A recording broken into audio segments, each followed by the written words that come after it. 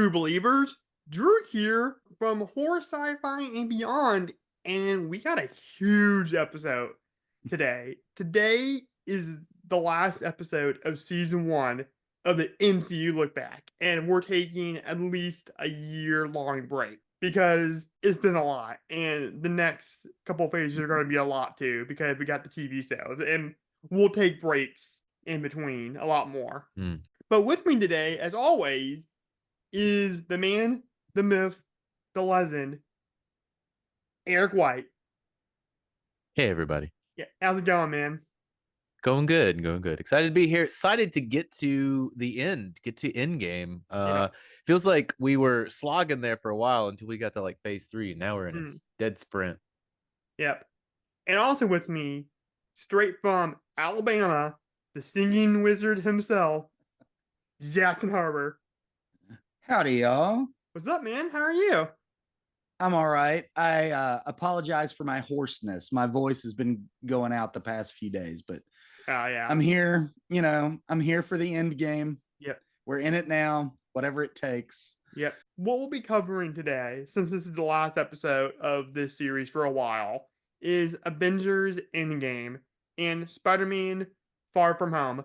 But before we get to that, we got a lot of housekeeping to get to, so we'll just run through these real quick.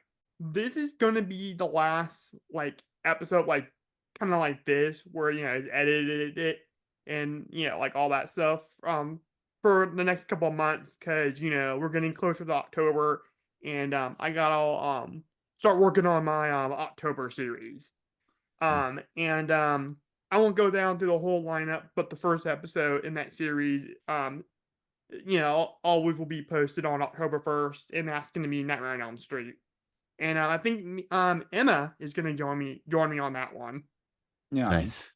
Yeah, so that should be pretty fun. And then we got Friday Part 4. We got Interview with the Vampire. We got The Crow the night before Halloween on Devil's Night, because that ties into the story of The Crow.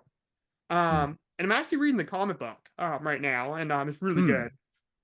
And then, of course, on Halloween night, we'll be posting the Ghostbuster commentary with me and Eric, which is going to be a lot of fun. And then I got a top 13 scariest horror movie moments with Reed Lackey that I'm going to be posting the week before Halloween. So, pretty fun lineup. And we're going to try to do either in October or a month before October. I want to do another Ramble On where we review Shaun of the Dead and do modern day horror Mount Rushmore. Yeah, because we're talking about that. What are the dates on that? What are the dates on that? Oh, as far as the cutoff? I think it's gonna be 2004 to, I don't know what the cutoff date is gonna be. Cool. We'll discuss that. It can't be anything too recent, I feel like. I mean, I don't know if any of us would actually even pick up something too recent. Yeah. But maybe, I don't know. I might pick Nope. I don't know. You don't know me. I don't know. Yeah, Long legs. We'll figure it out. We'll talk about that some other time. Let's just say 2024 then. We'll say an even 20 years. Yeah, let's do it. Okay. So there's that. Next thing we gotta talk about, the biggest movie this year, came out actually 3 weeks ago when this is posted, is Deadpool and the Wolverine. With various reviews. Some people thought it was too pandering. Of course, a lot of the critics hated it, but who cares what a critic thinks. But let's just go around the room. We won't dwell on this too much since me and Eric already did an outdated review. By definition, we are critics, right? Yeah, but we're not professional critics. We're not no, we don't get paid, but we're still doing the work. Yeah. Yeah, but we're more nerdy critics. We don't okay. Yeah, we're not snotty critics. There. I meant snotty critics. I'm pretty snotty. Yeah. Yeah, but you're still in nerd. You're actually, matter of fact, you're a good mix. You're a good mix between snotty and nerdy. Okay. But anyway, Jackson, I'll let you start. What is your quick thoughts about Deadpool and the Wolverine? Well, it is too pandering. Yes. That doesn't mean it's not a lot of fun. It's a lot of fun. Yes. It is silly fun, like the Deadpool movies have been for the past, when the first one came out? 2014. No, Yeah. 16. 2016. Yeah. 2016. Okay.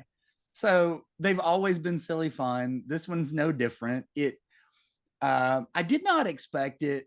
I expected it to be more of like a reset for the MCU, and instead it's more of an elegy for the Fox movies, the X-Men universe, the Fantastic Four, all of that stuff. Oh my god, that Johnny Storm cameo was amazing. It's all of it. It was really fun. Yeah, It even surprised me because I've been in Chris Evans as Captain America mode for how long now? Almost 15 years. Yeah. So 13 years. And dude, so when he goes flame on, I was like, oh my god. Yeah, the whole theater cheered. But that end credit scene when he talks Cassandra Nova was hilarious. And he's like, the Barossa a curse word. He's like, and I tell you what she can do. She can lick my damn cinnamon roll clean. And you know what? I can burn to a crisp and piss on her grave, and it still want to make you happy. But yeah, I mean, okay. One thing I will say, Hugh Jackman brings it every time. Like, he is never less than fully committed to playing Wolverine, even though he's done it so many times in, at this point, a lot of subpar movies. But he doesn't care. He puts on those tights, he puts on those claws, and he is just ready to go. And that's why he's probably my favorite actor of his generation, at least. Well, he didn't put on those claws during X-Men Origins Wolverine. No, he did not. Yeah, that's bullshit. Dude, they were really terrible CGI. Why the hell did they gave him CGI claws? I don't get it. You never know. You never know with these kind of studio decisions and filmmaking restrictions and all of this. Yeah, I got so many we problems. Will never know why. Yeah, I got so many. They were there. We all remember. Well, that Jackson interrupted you. No, it's okay. All that said, like Deadpool and Wolverine, it's a good time at the movies. It's the most meta of all the Deadpool movies. Yes. So if you like that, you're gonna be happy. If you don't like that, you're gonna really hate it. And I enjoyed it. I don't think it's a great movie, but it was a fun movie. Yeah. What about you, Eric? What are your quick thoughts, even though we got them already?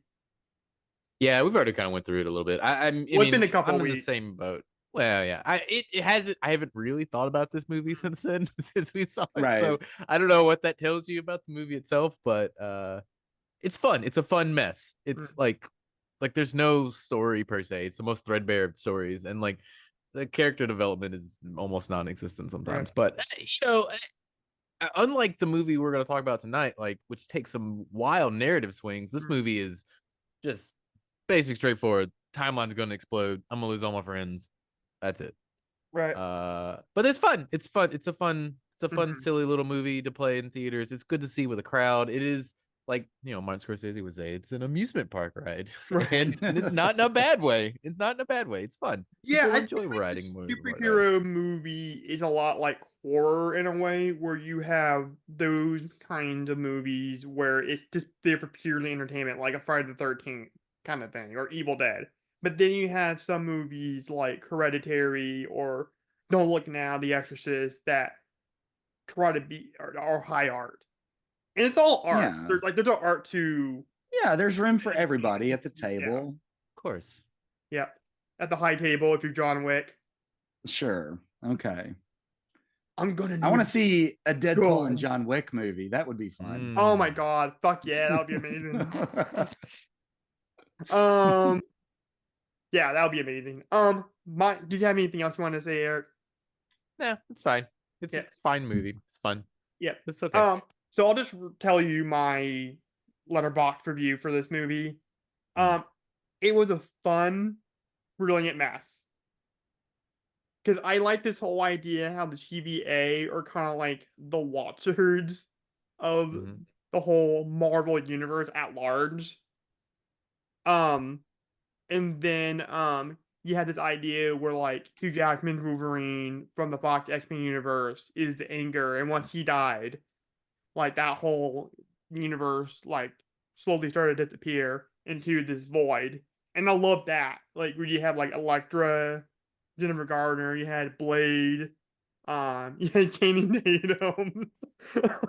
Yeah, it was hilarious. Yeah, that's a deep cut too, because Yeah. Oh, good. not a lot of people who don't follow Mhm. movie news, Mm. they don't know that he was attached to a Gambit project for years. Yes. Years. It never Maybe a happened. decade. Yeah. Yeah. And then you have all like these other villains like Pyro and Toad and the Juggernaut. Yeah, it was just I thought for that it was fun. And then dude, other than the end credits scene, the other scene I cannot stop watching bootleg versions of it recorded in the theater. It's the car fight. Mm. Yeah, that is so funny. The fact that Wolverine just gives Deadpool like a barrage of insults, and he's like, "You're pathetic. The Avengers won't accept you. The X-Men won't accept you, and they take fucking anybody," which was really funny because there's some ridiculous mutant powers out there. And No, I mean his anger is palpable in that. I mean, Yes. like Jackson was saying, like Jackman really is the thing kind of holding this movie together, because absolutely. Deadpool doesn't care. Like it doesn't like it's just complete nonsense almost. So it's just like, I don't know. His performance really kind of grounds the movie Yeah. in ways that it doesn't deserve. You know what I mean? Well, no, and then he gives like some time to give Deadpool to respond, and he just stares at him, and he's like, "Oh, you got nothing to say, mouth," and he says, "I want to fight you now."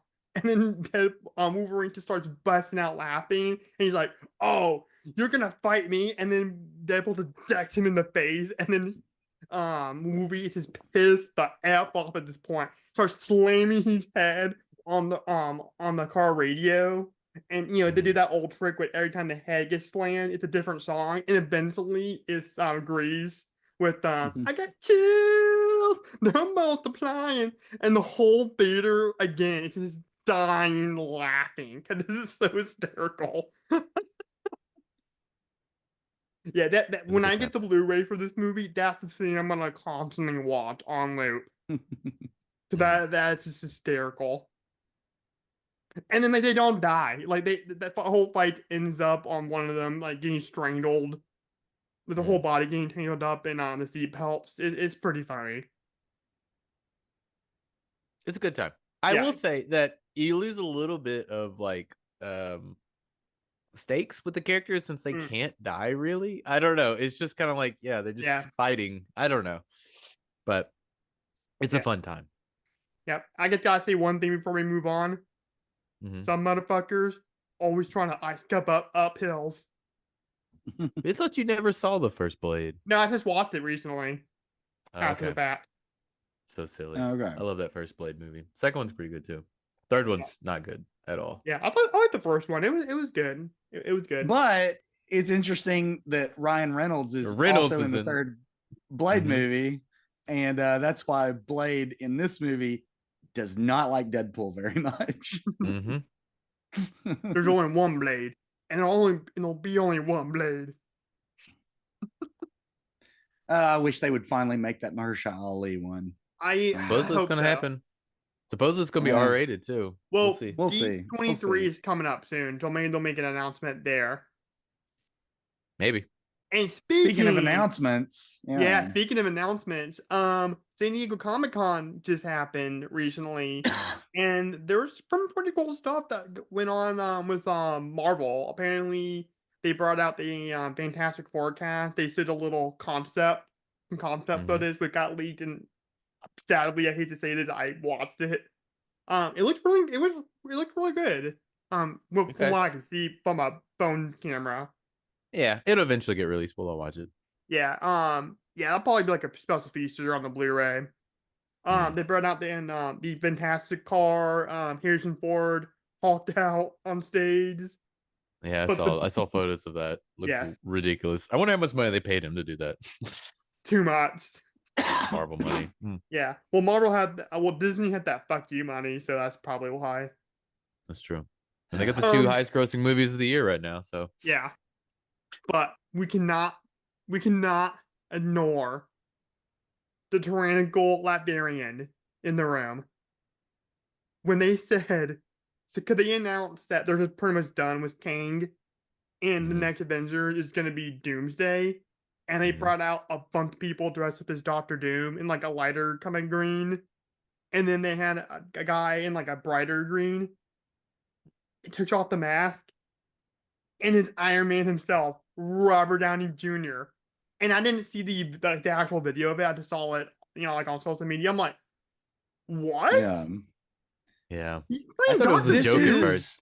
I thought it This was is like a truly insane choice. Yes. It could work. It could totally work. Yeah. But this is bonkers right here. Yes. Yes. What is your thoughts, Eric? I don't know. I'm on the fence on it. I mean, I will say, watching Endgame again now, the his death doesn't really hit any different. It still works for the most part. But that funeral after the fact is just like, oh my god, it goes on for so long. Oh, that's and I'm just like, he's coming back. I know he's coming back. Like, it doesn't. I don't know. Just he's not. Multiverse just kind of he's makes not me necessarily mad. coming back because we don't know. We're talking about this funeral 5 years later. Yeah. Yeah, because we don't know if he's gonna be a Tony Stark variant. We don't know if he's gonna be like actual Victor Von Doom. I'm gonna place my money. He's a Tony Stark variant. He has to be.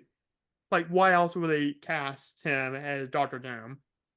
I don't know. Yeah, I don't know. I mean, the thing about Robert Downey Jr. is he is a great actor. Yeah.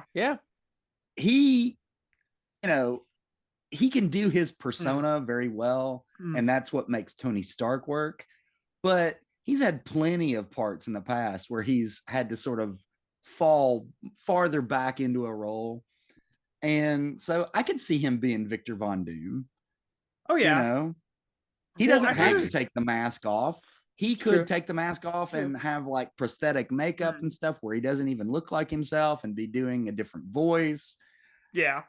And at this point, all of this is just speculation on our part. Yeah. So yeah, like I said, who I'm cares interested to until the movie Right. comes out? Right. Yeah, like I said, D23 is coming up soon, so like they might have the details there, or maybe not. You think Marvel's gonna have details? No, they're not. No, they're not. They're gonna kick that ball all the way to opening day. They're not gonna release anything on it. Right.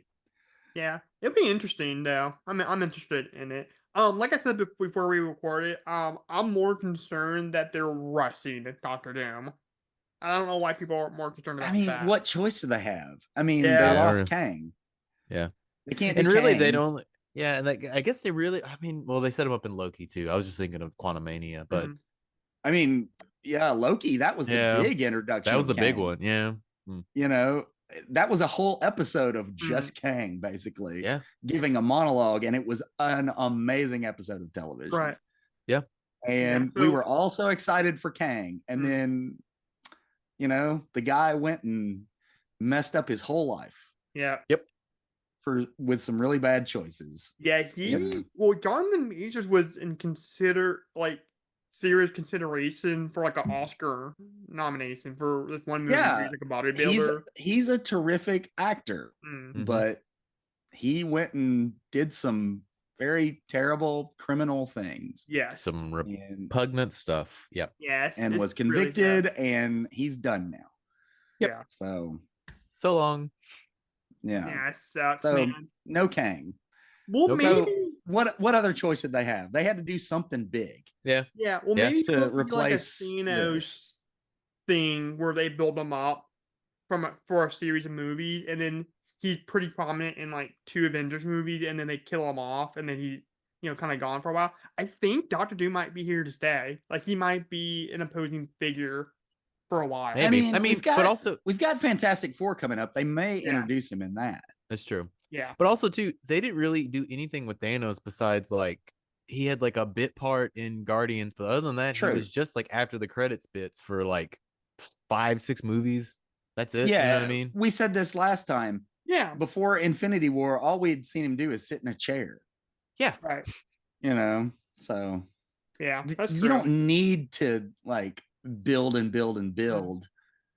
As Sure. long as the end product is effective. Well, yeah. That's true. But is there anything else you guys want to say before we move on? No, I think we need to move on. Okay. Guys, ready for the end game? Let's do it. Let's jump right in. Yeah. All right. So, the plot summary for Avengers Endgame, according to the Internet Movie Database, with the help of remaining allies, the Avengers assemble once more in order to reverse Thanos' actions and restore balance to the universe. Hey, Miss Potts. If you find this recording, don't feel bad about this. Part of the journey is the end. Just for the record, being adrift in space with zero promise of rescue is more fun than it sounds. Food and water ran out 4 days ago. Oxygen will run out tomorrow morning. That'll be it. When I drift off, I will dream about you. It's always you.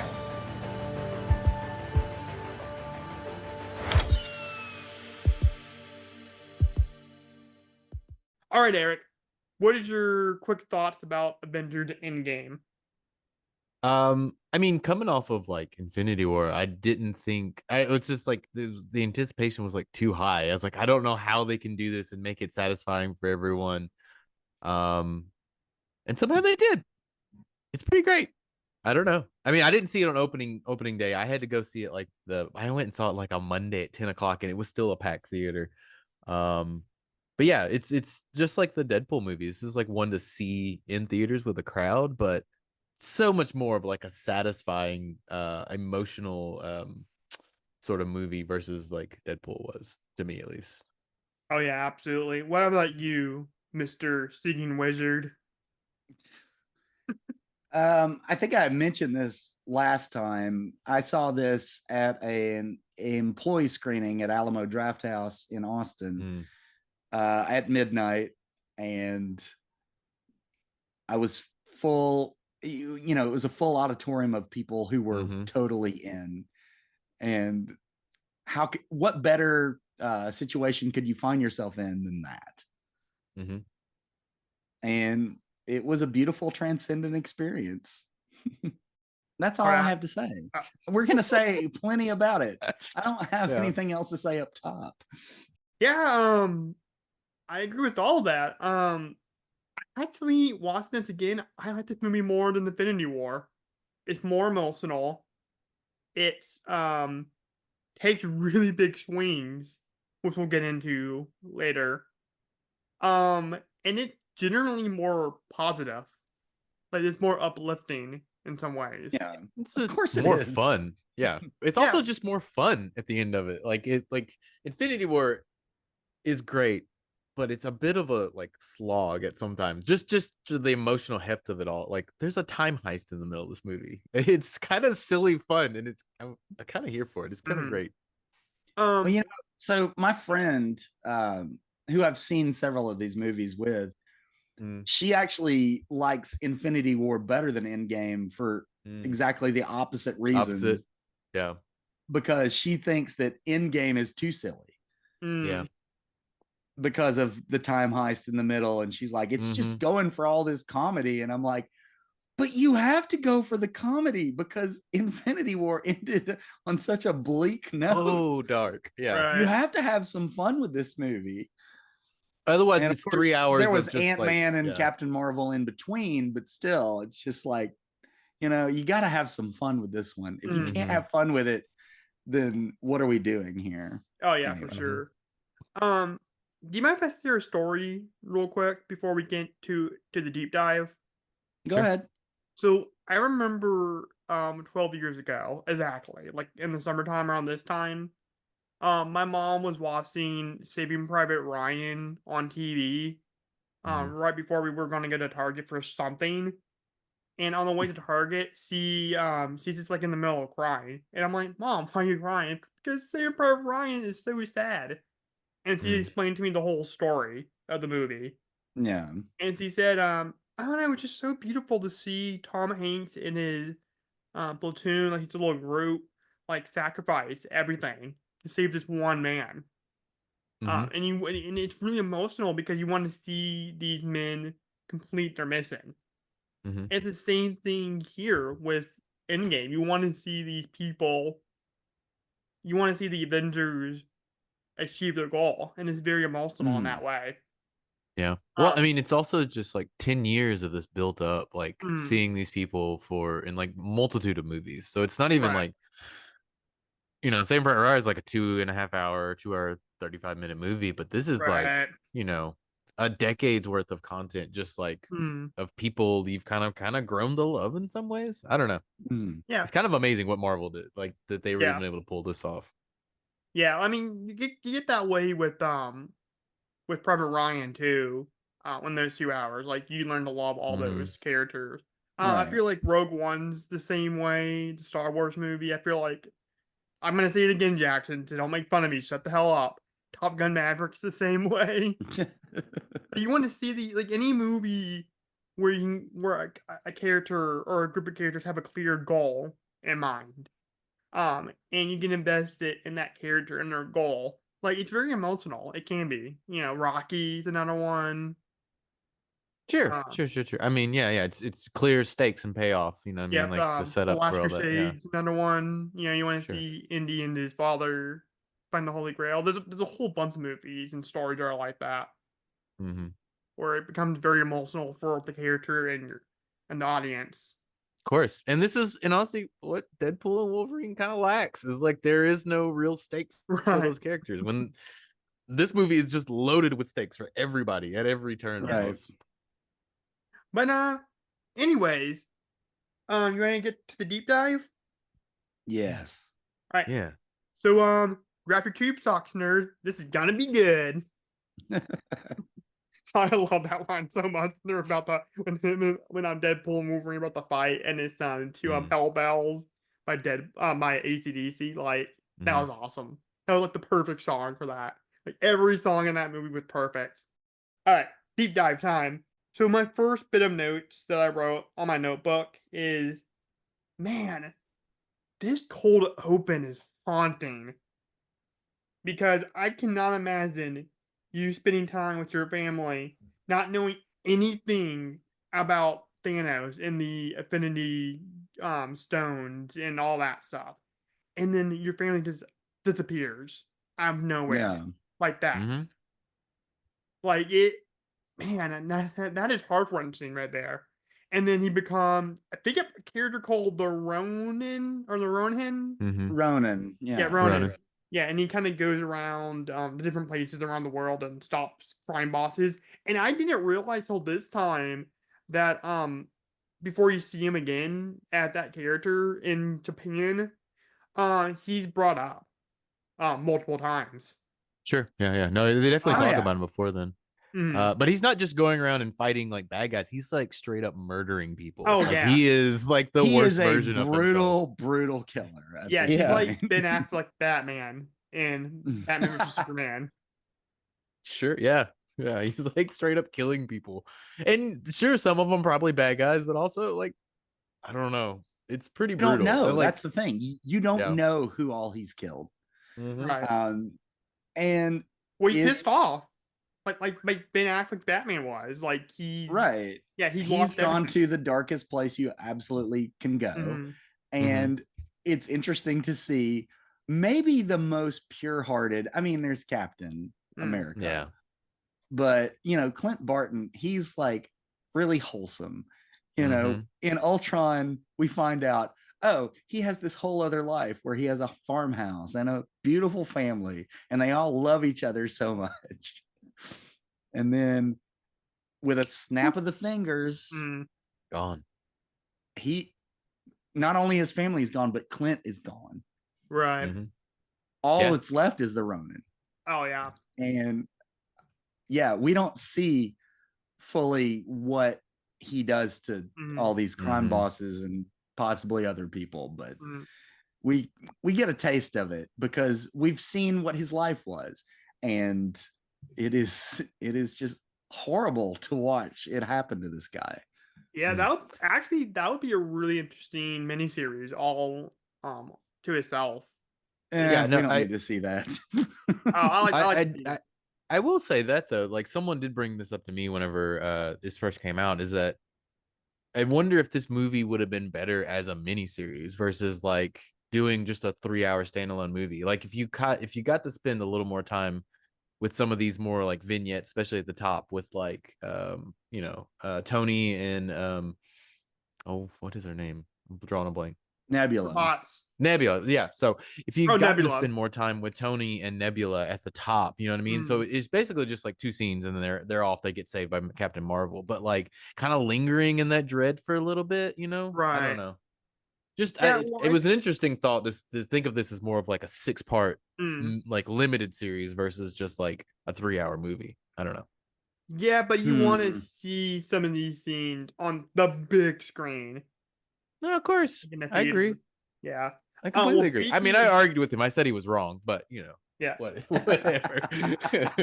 Well, I honestly felt like, I honestly felt like Annie Muschietti's It should have been a miniseries because that book is way too long for it to be a 2-part movie. Yeah. That book is very long. I've read it 3 times. It's 1,100 pages long. Yeah. And it deserves no less than a 10-part miniseries. Dude, that book's a brick. Like, I want to know how many copies of that book would it take to build a house. How big that book is. Not that many. It's a big book. But anyway, speaking of Stark and Nebula, I love the part when they're playing finger football on the ship, on the Milano, I believe, right? It's a Milano. Yeah, no, they are. Star-Lord ship. Yeah. He lets her win. Because he doesn't let her win. She wins like outright. Oh, does he? I don't think he lets her. I think he lets her go until she wins. Maybe. Yeah. I think he's trying to soften her up and indulge her because he's Tony. He's very charming. He's very endearing. Right. And I think he just wants her in the best mood possible. Well, see, I would say that because he's so malnourished and incapable of like taking care of himself, I'm about to run out of oxygen. He doesn't know what he's doing, and she just wins because she's a robot and she doesn't need any of those things. That is literally killing him. But she's not a robot, though. Come on. Well, but she's a half robot. We've seen her in plenty of other things. We know that she has emotions. She does get killed at the end of. She does get killed at the end of this movie, like her doppelganger, right? Yeah.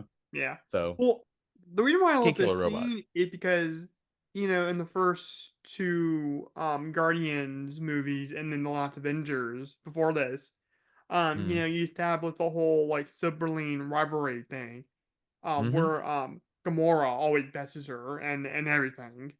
Yeah. And then finally she gets to win something. And I think that's something that a lot of people can relate to. I can't with my sister. We never had that sort of relationship. But no, yeah, it was definitely that kind of that thing that a lot of people could relate to. In the sci-fi fantasy movie, which I think is really interesting. I just love like Robert Downey, man, and Karen Gillan, they're true movie stars. Right. Like they're committed. I love how the scene ends where they shake hands and he's like, "Did you have fun?" And she just goes, "It was fun." Well, I love the song playing over the Dear Mr. Fantasy. Right. It's like Traffic, I think, is the band. So. Yeah, and the little line that says "Make it snappy," which is funny because the snap. Yeah. Yeah, that was a lot of. That was a fun thing right there. And then Tony's message to Pepper is really heartbreaking because he knows this is the last time he'll ever be able to communicate with her in his mind. Because he doesn't know that Captain Marvel is about to save him and Nebula. And he's so emaciated. Yeah. He's malnourished. He's so skinny and he's helpless. And we've never seen Tony truly helpless before. I mean, even in Iron Man 3, where he was arguably at his lowest in the series thus far, like he still had that little spunky kid helping him out and everything. But now you gotta remember at this moment, at this point. Yeah, no, he has nothing. Well, because you gotta think he ever since he took the missile into the portal or up into space in the first Avengers, like he's been getting like PTSD. Like he's been getting all these visions of the Avengers falling and all these nightmares and all these night terrors. Right. But all I'm saying is, like, at this point in the story, like, all his hopes are gone. Yes. Yeah. Well, that's like, what I'm saying. everything is gone. Yeah, he's always been able to outthink his way out of a situation. Right. At any point, he's always been out. Yeah.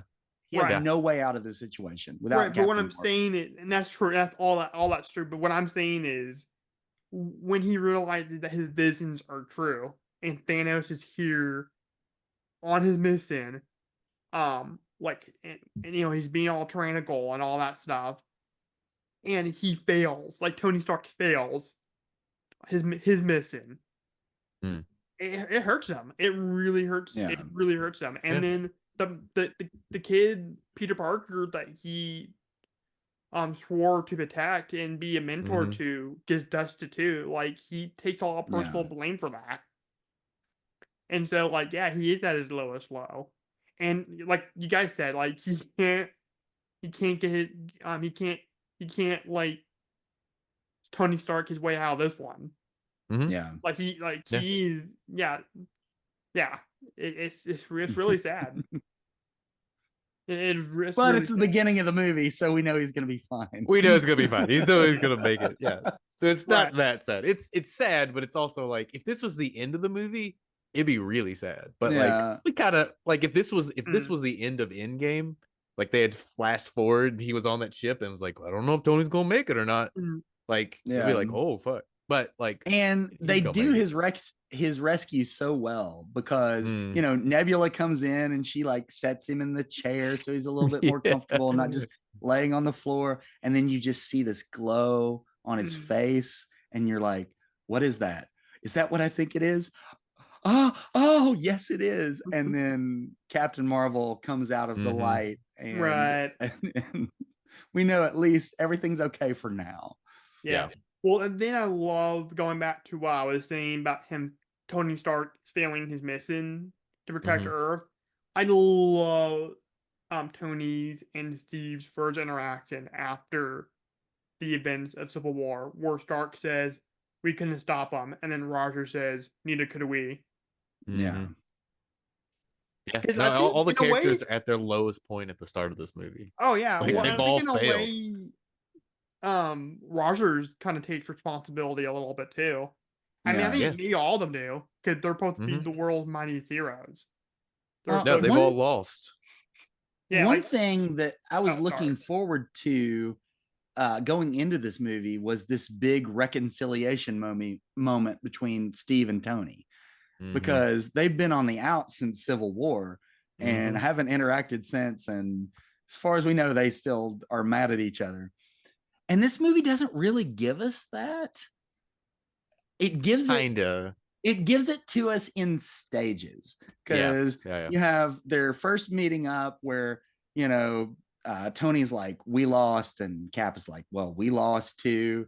And then the next scene they're in together is Tony is really mad at Cap again, but he's also malnourished and probably not thinking straight. And then we finally get them like starting to work together in increments, but there's never this like climactic moment where they're like, I'm sorry too. And I think the movie's kind of better for that. Yeah, 100%. It's more realistic.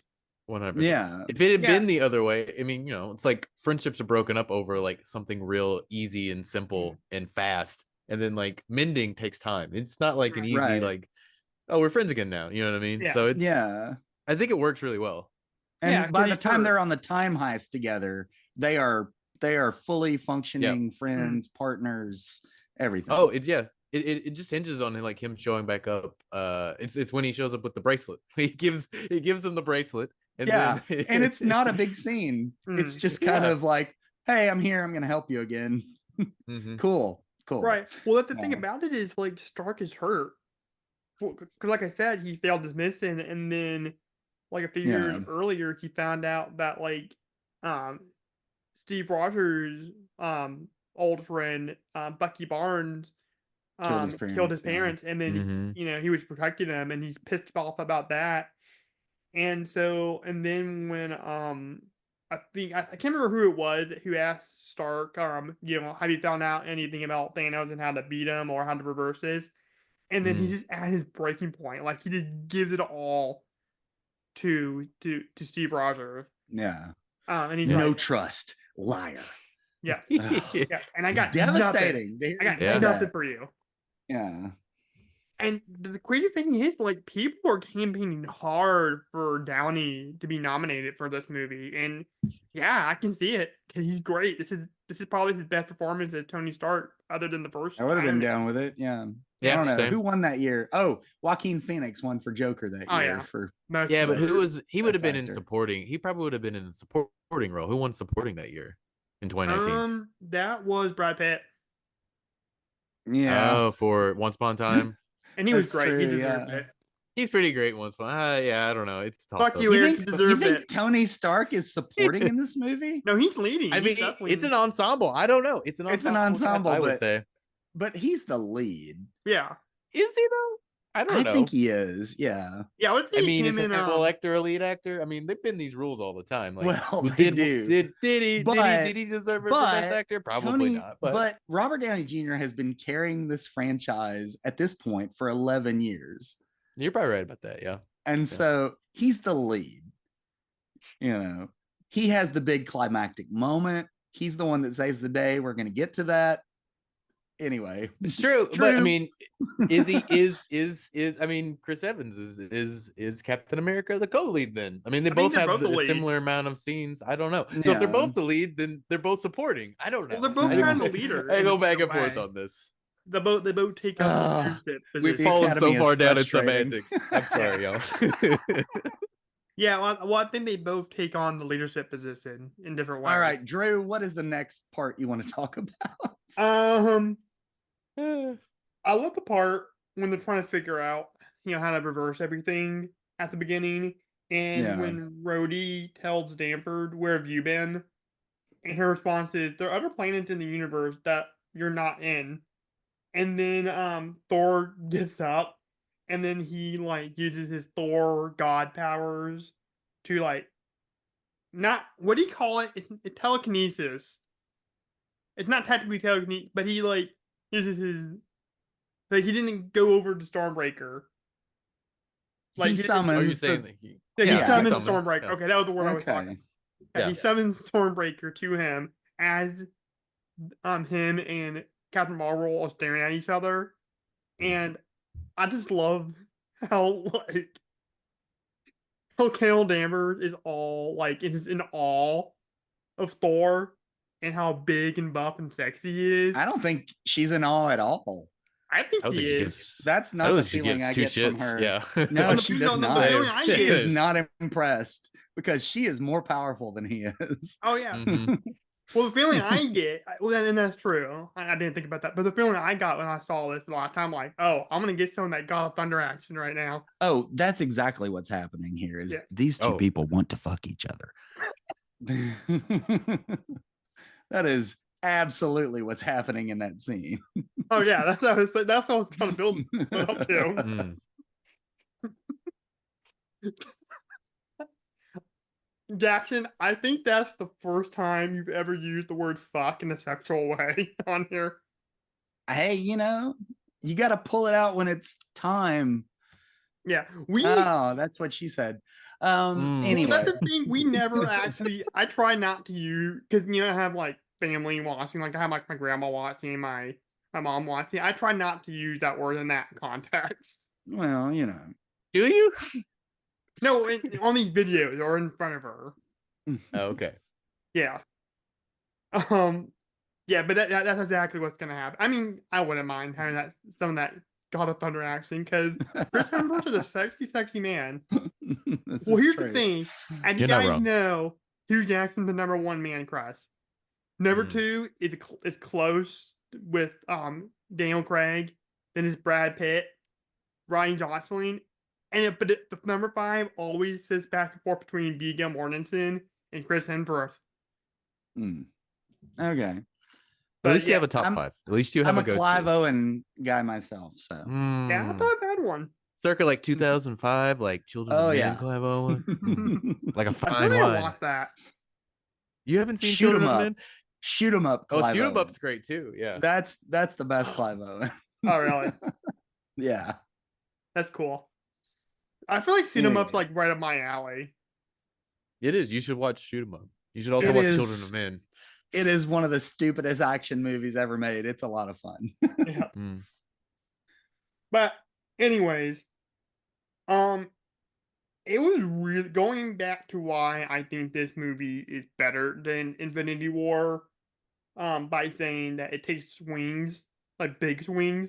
The first big swing is killing off the main villain from the last movie that you build up for a decade. You know, you build up this whole, like this whole Infinity War thing. You kill him off within the first like 20 minutes, and then you just cut to 5 years later. They've only been really.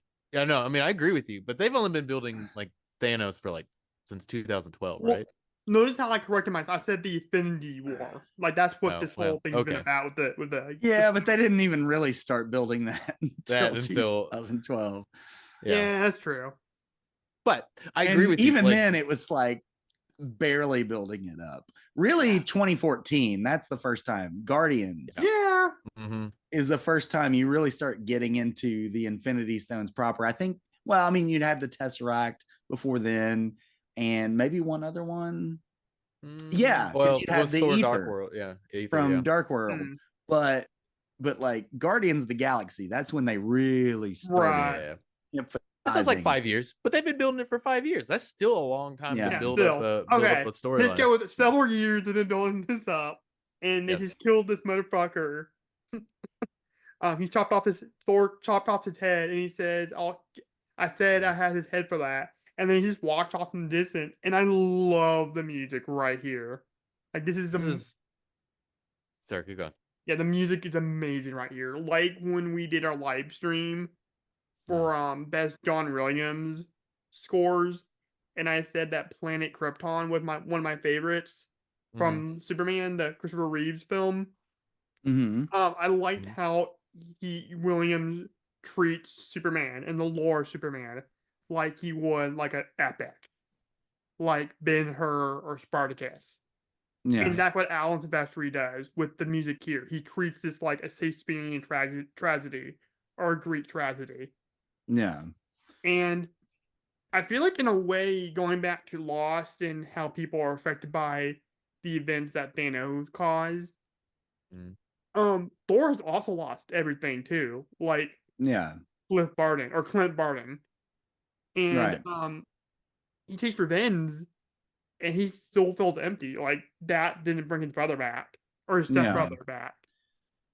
And it's indicative of the shot choice they do there. They do the Searchers shot, which I don't know if you've seen the Searchers. I know what shot you're talking about. But yeah, it's John Wayne at the end of the movie walking out of the door, and he's done all this stuff throughout the movie to like make everything right, and nothing's worked out for him. Everything is gone terrible. And so the Russos, they know what they're doing. They just they echo that shot, which many other filmmakers have done. You know, Spielberg's done it.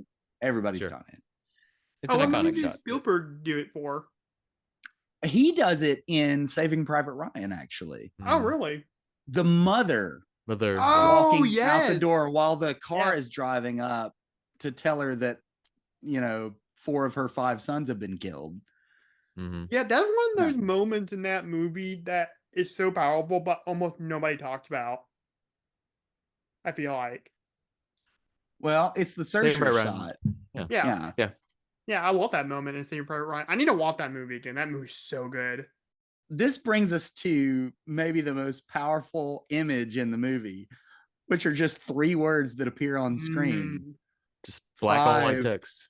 Years later. And that is that is like the biggest gasp of air that an audience will ever have in a theater. Yeah. Because nobody expected that title card to come up, but well, there it is. And now we have to reckon with all of that. Yeah. Right. Well, it's just that 1-2 punch, like you were saying, Drew, of like killing off your villain, and now we're left in this world where we don't even know what's going on. It is the possibilities are endless, so much more endless than anything in the multiverse at this point. Like, the idea that oh man, it's so good. The beginning of this movie, the first like 30 minutes of this movie is like my favorite part of this movie. Like everything, all the build up like to it, and like the killing him, and then the 5 years later, and then just sort of like reveling in that for a long while. Like we could just kind of live in this 5 years later for a good little bit. We kind of catch up with everybody, and it's I don't know, it's great. Yeah, absolutely. Well, the thing is, if you listen to the commentary for this movie, like the Russo said, like they really wanted to build up every single like tax in that title card. Like well, they did it. Yeah. Yeah. Because you feel like you have gone these 5 years with them. Even in the course of what, 5 seconds? Right. However long that title card is on screen. Yeah. But you have such an affection for all these characters, and you know who they are so deeply. Right. That, you know, you just say 5 years later and you're already in this with them. Right. And then well, you just Cap like at a counseling session, like a group therapy. Yeah, like motivate all these people kind of thing. And he's not there with other superheroes. He's just there with like regular other people. Yeah. Well, it's one of the directors there too. Yeah, yeah. Guy. One of the Russo brothers. That's actually what I don't like. That's the only thing I don't really like about this movie, is that egregious sort of like director cameo. Oh, really? Which feels a little too much to me. I think his performance is good. His performance is fine, but I know if you didn't know it was him, it wouldn't matter. Yeah, it's no more but I do know it's him, and it does bother me a little bit. Yeah, well, I remember I pointed that out to my grandma, who actually I've seen every single Avengers movie with, and every single Guardians with. Yeah, it's pretty cool. It's kind of our tradition. Like every May, like every time there's a May with a Marvel movie that comes out, we go see it, or we go see a movie. This year we went to go see Fall Guy for my birthday. Yeah. But anyways, yeah, it's no more pretentious than like M. Night getting himself like an important part in every single one of his fucking movies. Like, completely agree with that too. I completely agree with that too. I'm not arguing with you on that point at all. Him playing the guy in the cab in like Signs, terrible. Yeah, he shouldn't do that. Don't do that. Yeah, the vet that accidentally killed his wife. Yeah, yeah, ridiculous. Don't do that. Yeah, just be Hitchcock. Just pop up in the background for like 5 seconds and then disappear. I get it. I will say that at least the scene is short, unlike the Shyamalan scenes, which go on for a very long time by comparison. And I forget which Russo is. It's Anthony, isn't it? I think. I can't remember. It's one of the It's the one without the glasses. He does a good job. Yeah. It's a fine scene. Oh yeah, but I know it's him, and I can't unsee it. Yeah, that's fair. But that scene's not about that character. It's about Cap and the fact. I know it is. I know it is. Okay. All right. Moving on. Yeah. But I love how he tells this character, we got to move on. The world is in our hands. It's left to us, guys, and we got to do something with it. And it's so interesting that this movie came out shortly before the pandemic that affected a lot of people. It doesn't matter, Jackson. This is some serious shit. No, it's just funny that it came out. The timing of it is funny. Right. Yeah, I know. I was giving you a hard time. And also, we did not lose half the population in COVID. So that's true. Right, but still, like, people, like, it affected a lot of people. It was very trying. That's true. Yes, it did. Mm-hmm. But it was just interesting. We're like, and I think a lot of things changed since the pandemic, for better or worse. I love how a rat, or I think it's a mouse, saves Ant-Man from the quantum world. It's a rat, but Yeah, yes. it's a rat. It's a rat, yeah. Yeah, that is so funny to me. A rat defeated Thanos. Mm-hmm. Yep, yeah, yes, Happenstance. it did. Yes, Yeah. it did. It is really the only like happenstance thing that Mhm. happens in this movie. You know, like a lot of like screenwriters tell you don't build a story on coincidence and happenstance, and that is like the one thing that gets the plot kicked off in this movie. Basically, like once they do the 5 years later, is a rat accidentally turns on the machine in the back of his van. Right. Well, Yeah, but I'm okay with it. I'm fine with it too. I'm not mad Yeah. at it. Yeah, well, like I like how he's just like walking around. I think in San Francisco, and it's just Yeah. like just a apocalyptic wasteland for the most part. And he sees Mhm. this kid, and he's like, "What the hell went on here?" And it's just a zoom in on the kid, and then like Scott Lang just runs over to a memorial spot that has like a bunch of all the people that disappeared in the snap, and he's looking for his daughter, and he's like, "No, don't be Cassie, don't be Cassie." And then he goes to Lang, and it's not Cassie, it's him. And so Yeah. then the next scene is him going to his daughter's house. And for some reason, I kept thinking before we did the Ant-Man and the Wasp review, in my mind that was Catherine Newman, Yeah. since I saw Oh. Lisa Frankenstein. Oh, right. Right. Yeah.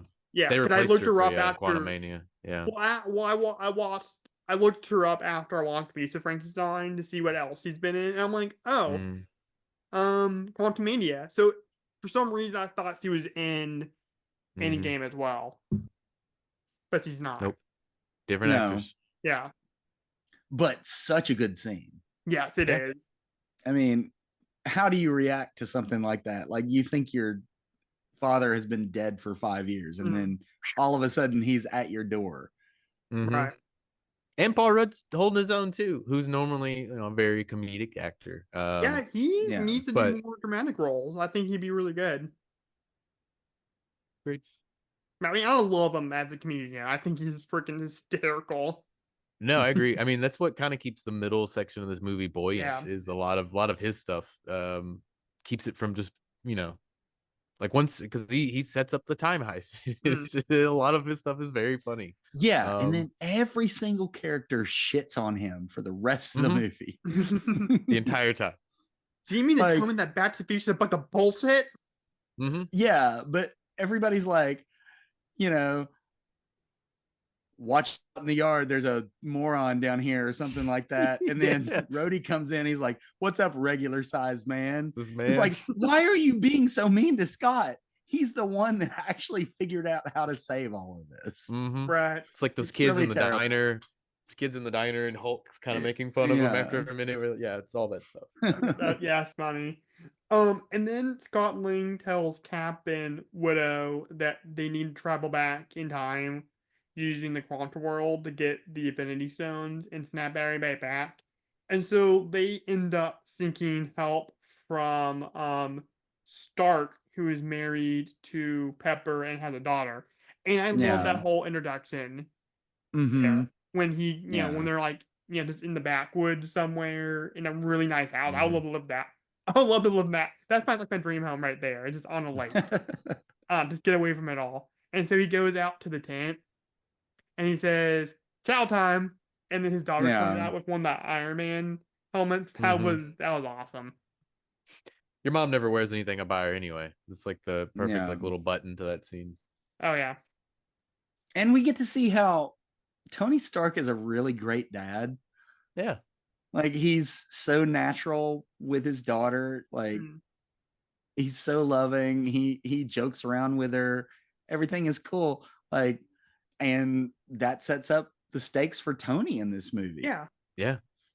Well, There's that's the only why way he agrees to do it. Yeah. Yeah, Is for that sure. he can't lose what he has, Yeah. what he's gotten in the past 5 years. Yeah. Well, and that's what I was saying before. It's like Downey, I don't know what it. I think it might just be in his blood with with his dad, but like he's a natural entertainer. Yeah. Like he's just a movie star, man. He just loves to entertain people, and I knew because the odds were stacked in his favor, like in the Hunger Games, that he was gonna win that Oscar this year. And I knew when he was gonna go up on that stage, the first thing that came out of his mouth was gonna be something snarky but funny. Yeah. And he tells like the people that presented the Oscar to him, wow, it's amazing that there was one flub up during the whole thing. Yeah. Like perfect, like classic RDJ. I just love that. Like I would not want it any other way.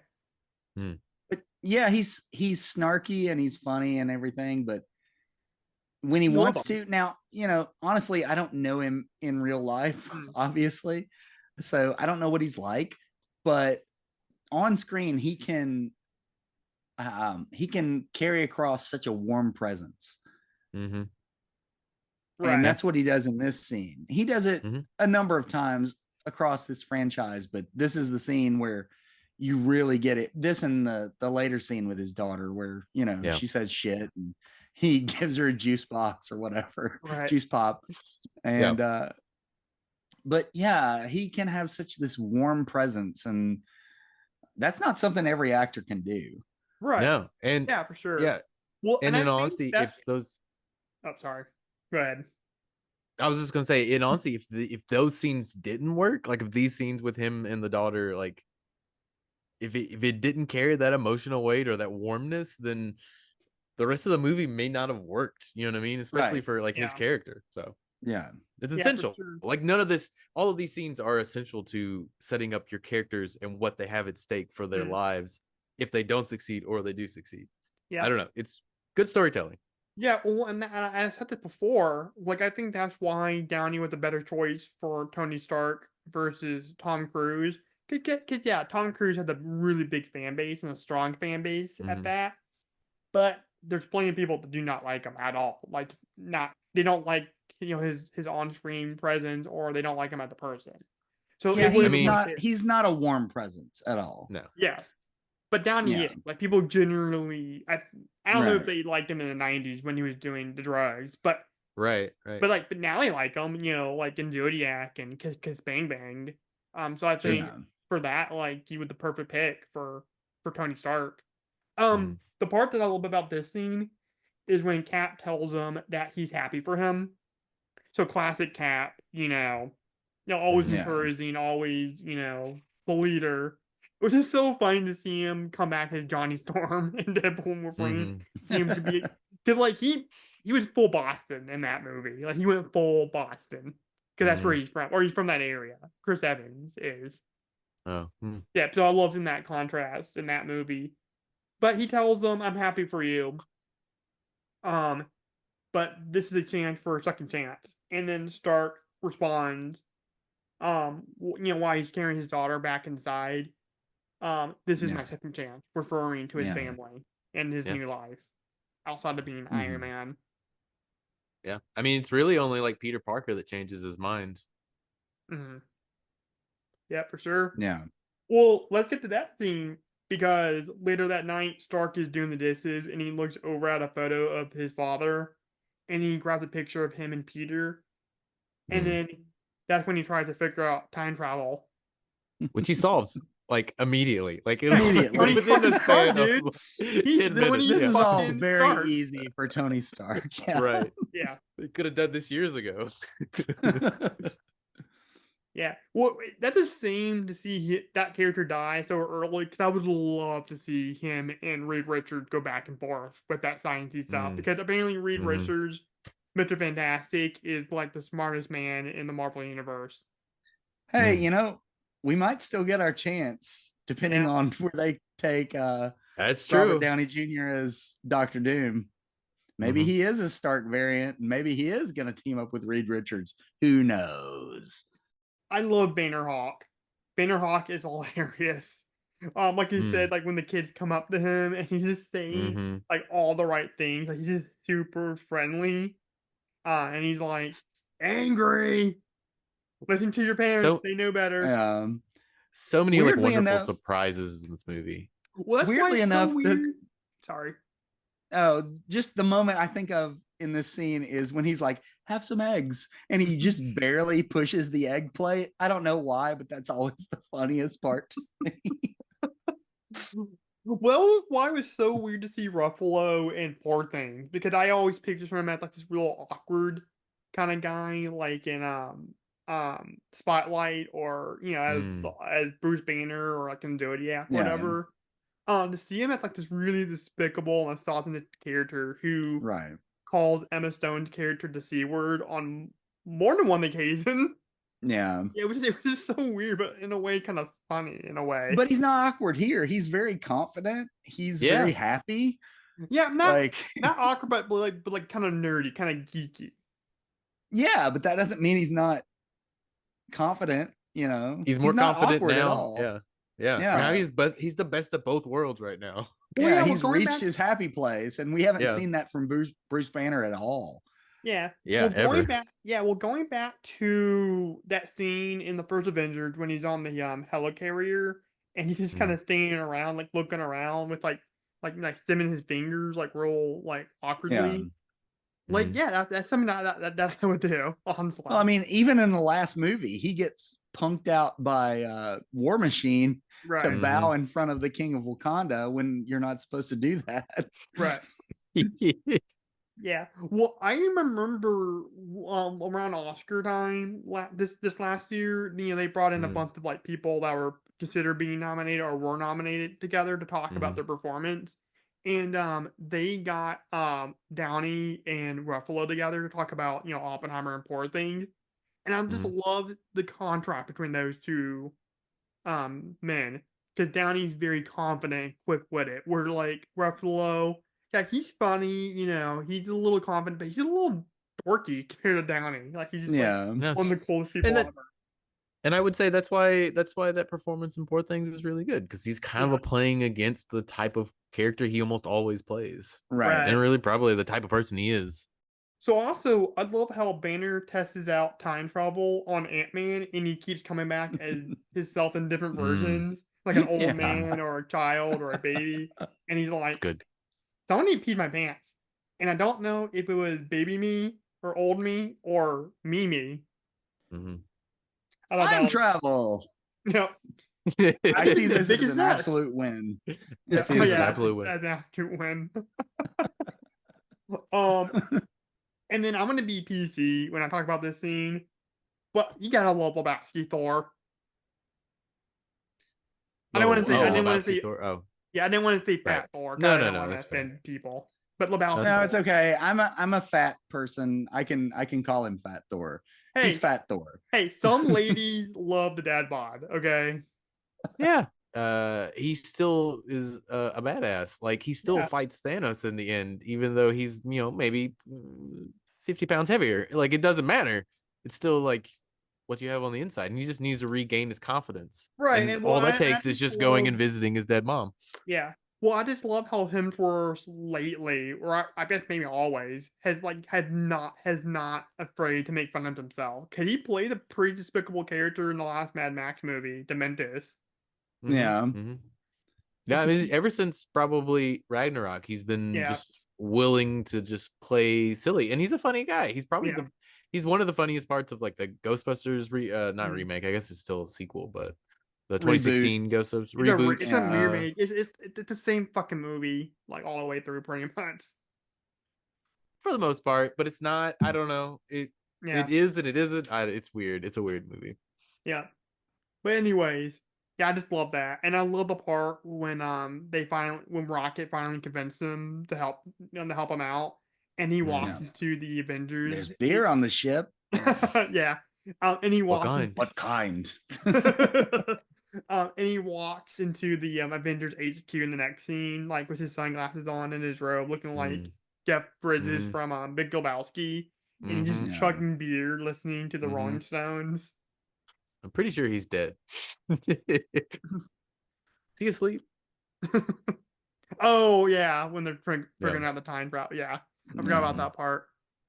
Well, I like the part right before the Lebowski Thor, where they're about to go to New Asgard, and Mhm. the helicarrier or whatever like blows away Ant-Man's tacos that he's having for lunch, Mhm. and then like Banner Hulk comes in and gives him some of his tacos. I thought that was real Yeah, cool. because Banner Yeah. Hulk is the only person that's nice to Ant-Man in this movie. Yes. Right. Yep. And there's a lot of nice soundtrack choices, especially in the first half of this movie. Yeah, you got that the are Kings, fun. right? Yeah, that's the Kings. Little Trip or Yeah. something trip, supersonic trip. Mm-hmm. Something like that. Yeah, the Kings have some bangers that aren't just hard rock. Like You Really Got Me. They got Lola. Mm-hmm. Lola's probably their most classic song. I guess everyone knows that song at least. If you want a really great like pop kink song, Oh Mm. Victoria. Oh, That's a really good one. Yeah. Yeah. I like the Yoda, the Weird Al Yankovic version of Lola. And that's the first one I heard of that. Yeah. I didn't hear the original till years later. The Weird Al one is better. About word bubbles all the time, just like a giant carbonated soda, SODA soda. Okay. So I love that. I actually just watched the Weird Al movie recently with Daniel Radcliffe. That shit was hilarious. It's a lot of fun. Yeah. I really love Daniel Radcliffe. in the Dude, movie, Evan but- Rachel Wood as Madonna was like the funniest part of that movie.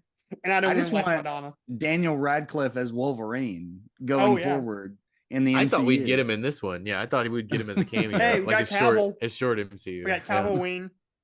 See, I would have preferred a short Daniel Radcliffe as the Yeah. short Right. Wolverine Dude, that part when I over didn't catch this, Radcliffe. when he got to the Cavill Wayne part, but when he told him, we'll treat you a lot better than the guys down the street. I didn't catch that when I Oh, yeah. watched it. In reviews, I'm like, oh, that's freaking hilarious. Because fuck Warner Brothers. Warner Brothers is a fucking piece of shit. And the funny thing is, and here's the funny thing, I'm gonna subscribe to Max again when Penguin comes out. Can I miss it all? I got no spawn whatsoever. Cause it's fucking bad. you're gonna. Well, yeah. Yeah. I mean, you're gonna go see a Superman movie. Yeah. Choose your battles. Yeah, I'm there's gonna be exceptions when it comes to Warner Brothers, but right now I'm pretty much. I'm gonna wait for Superman. What? I don't care about the Penguin show. Oh really? Mm. Of course you don't keep Yeah. crying, you dumb idiot person. Well, It's that's a little literally harsh. a Batman show with no Batman. Yeah. Well, you know what?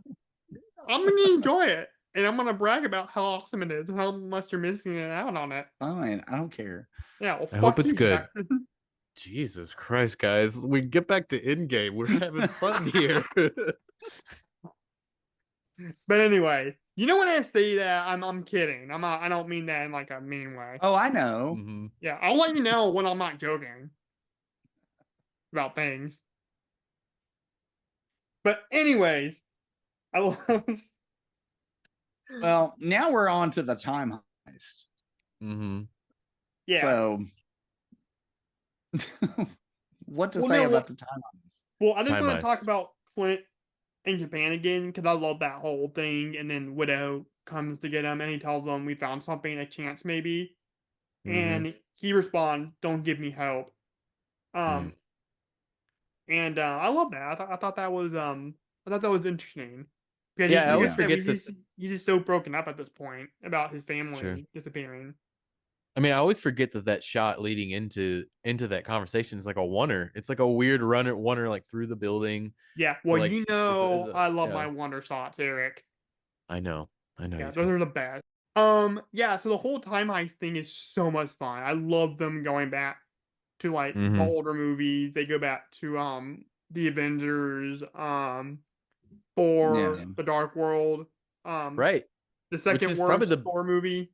Yeah, well, this is the greatest thing is they basically make the worst Thor movie like The worst important Thor to the plot No, of Love and Thunder is the worst Thor movie. That movie- Yeah, the Dark is the World worst. is still the worst. It's I still the disagree. worst. I hard disagree. Okay, we'll get to that one later. Yeah. Yeah, Like later on, in but 2 years. In 3 years. either way, Yeah. like they figure out a way to go back and make maybe some of like movies that they like people would claim would be missteps, like important to the plot of this movie. Like Yeah. it's kind of amazing. Like, I don't know. I mean, when Rene Russo shows up and has a legitimately great scene with Thor, Mhm. like, yeah, you're kind of like, oh, the Dark World wasn't that bad, was it? Yeah, was it that bad? collectively in your mind, you're like, yeah, it was fine. It was a fine movie. It was a hell of a Yeah. lot better than fucking Love and Thunder. Fuck that movie. Oh my God, stop. That movie sucked. Okay. Well, you know what, Jackson? It's my opinion. And my opinion matters. So Yeah, suck but it we're off. not talking about that movie right now. Okay, I'll stop with the Okay. with Thunder hate. Mm. But no, yeah, it is really cool that they did that when they went to like a Mhm. kind of mediocre movie and made it a little bit Yeah, better. I love love the part- Renee Russo in this movie because Mhm. she's like, oh, the future has not been kind to you, my son. And he's like, I'm not from the future. He's like, boy, I was raised by witches. I know Mhm. what's going on. It's like, I'm totally from the future. Yeah, that's like kind of like a Back to the Future kind of moment there a little bit. Mhm. Yeah. Which apparently, according to the Hulk, is a bunch of bullshit. Well, right. But yeah. Their logic is a little flawed too, because they don't stay on it long enough for you to think too hard about it. But if you do, don't get then me you, started. yeah, on the time travel logic of this movie, doesn't make a lot of sense. Yeah, that's if not you, like if Well, you go into it. For one, right after that great scene with Renee Russo, Thor summons Mjolnir from the past. Mm-hmm. So what happens to Thor in that timeline? We don't know. Technically, take he it out of returns it. Yeah, so he takes it from past? Thor, but then they return it, right? So they have to go back in the past. I guess to that's return why it Cap again. takes Mjolnir. That's why Cap takes it, yeah. But they don't talk about it. They don't say that. Like, yeah. I feel like there's a Thor in Dark World now who's just like, my hammer's gone. Right. What do I do? Right. Well, I love the part when Thor and Rocket show up to Thor the Dark World or that timeline, and they walk right past Loki in prison, and Loki just looks over like he hears a sound or something. That was pretty funny. Yeah, he's just tossing the ball to himself. Yeah. Yeah, I love that. I thought that was a lot of fun. Love the American ass bit. That was so funny.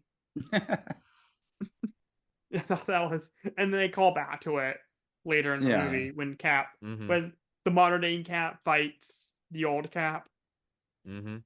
Oh, and let's talk about that elevator scene where they set that up. Yes, like, that's great. Like Winter Soldier, and then because that Cap knows about Hydra, and he whispers in Frank Grillo's ear to get the Tesseract, and he goes, Hydra. Yeah. It's not Frank Grillo though. It's like the underling guy to Alexander Pierce or whatever. Oh, the guy with the glasses. Yeah. Oh, I thought never mind. Yeah. They're all Hydra agents at this point. Yeah. This whole movie is just sort of a celebration of like the last 10 years of Marvel and like callbacks to their own universe and just like living it. It's good stuff. Yeah. Yeah, and then we get because the only other one of the few other Marvel movie or MCU movies that my grandma watched was Winter Soldier. She saw it the day before I went to go see it, and of course, she loves Robert Redford. That was her time period when he was the biggest star or movie star at the time, or one of the biggest movie stars, and it was really cool to see him come back as Alexander Pierce again in this movie. So I thought that was a real treat for her. And then I love the whole bit where like Ant-Man has to basically give 2012 Iron Man a heart attack with the arc reactor. I thought that was a lot of fun. Yeah. Was it a callback to Civil War? When he in Civil War, the airport battle, when he goes into the Iron Man costume and he calls like a flood or whatever. Okay. Yeah, the callback to that. Yeah, there's actually a video on YouTube where it actually points out every single flaw callback in this movie. In game, yeah. There's a lot. Every single Marvel movie is referenced here, or every single MCU movie before this is referenced here. I'm sure it is. Yeah, which is pretty awesome. There's really only two sections of the time heist that we really need to talk about. And one is between Hawkeye and Black Widow, and the other is between Tony and Steve. Yep. Right. Yeah. Which one do you want to dig into first? The sadder one or the more uplifting one? Let's dig into the sadder one first. Yeah, let's do that one first. So basically, what is it? Hawkeye and Black Widow have to go. What is the planet they go to? Morag? It's not Vormir. Morag. Vormir, that's it. And Yeah. they have to get the Soul Stone. In order to get the Soul Stone, they have to kill somebody they love. Mm.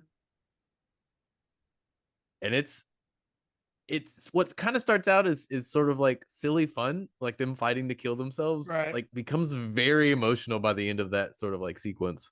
Yeah.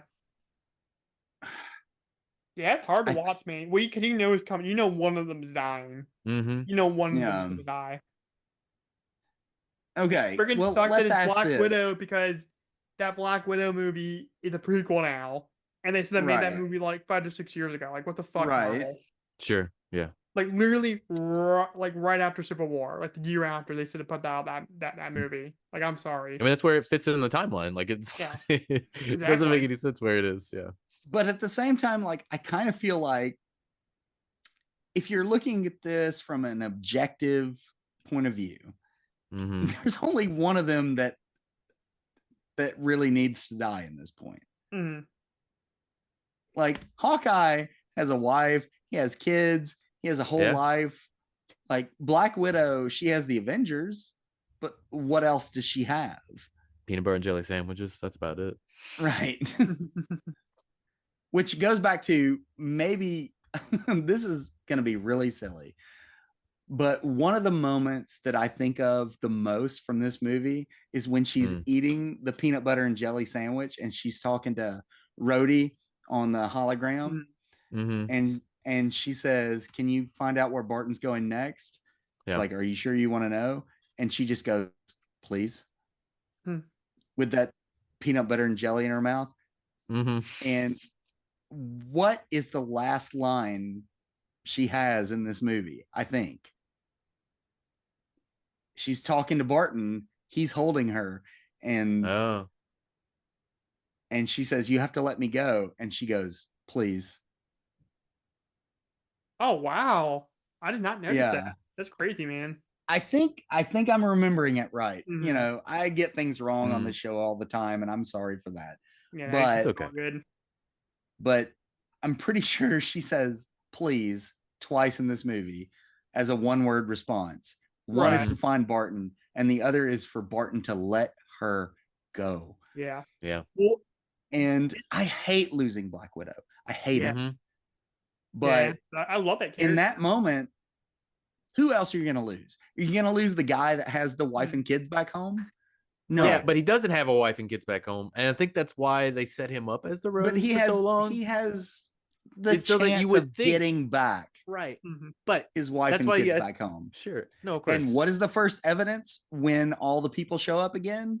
It's true. It's his wife calling him on the phone. Right. You know, right after the Hulk snaps his fingers. It's like the whole Han Solo being frozen in carbonite scenario in Empire, because Harrison Ford campaigned for that. He basically said to Lucas, like, my character out of everybody else has nothing to live for.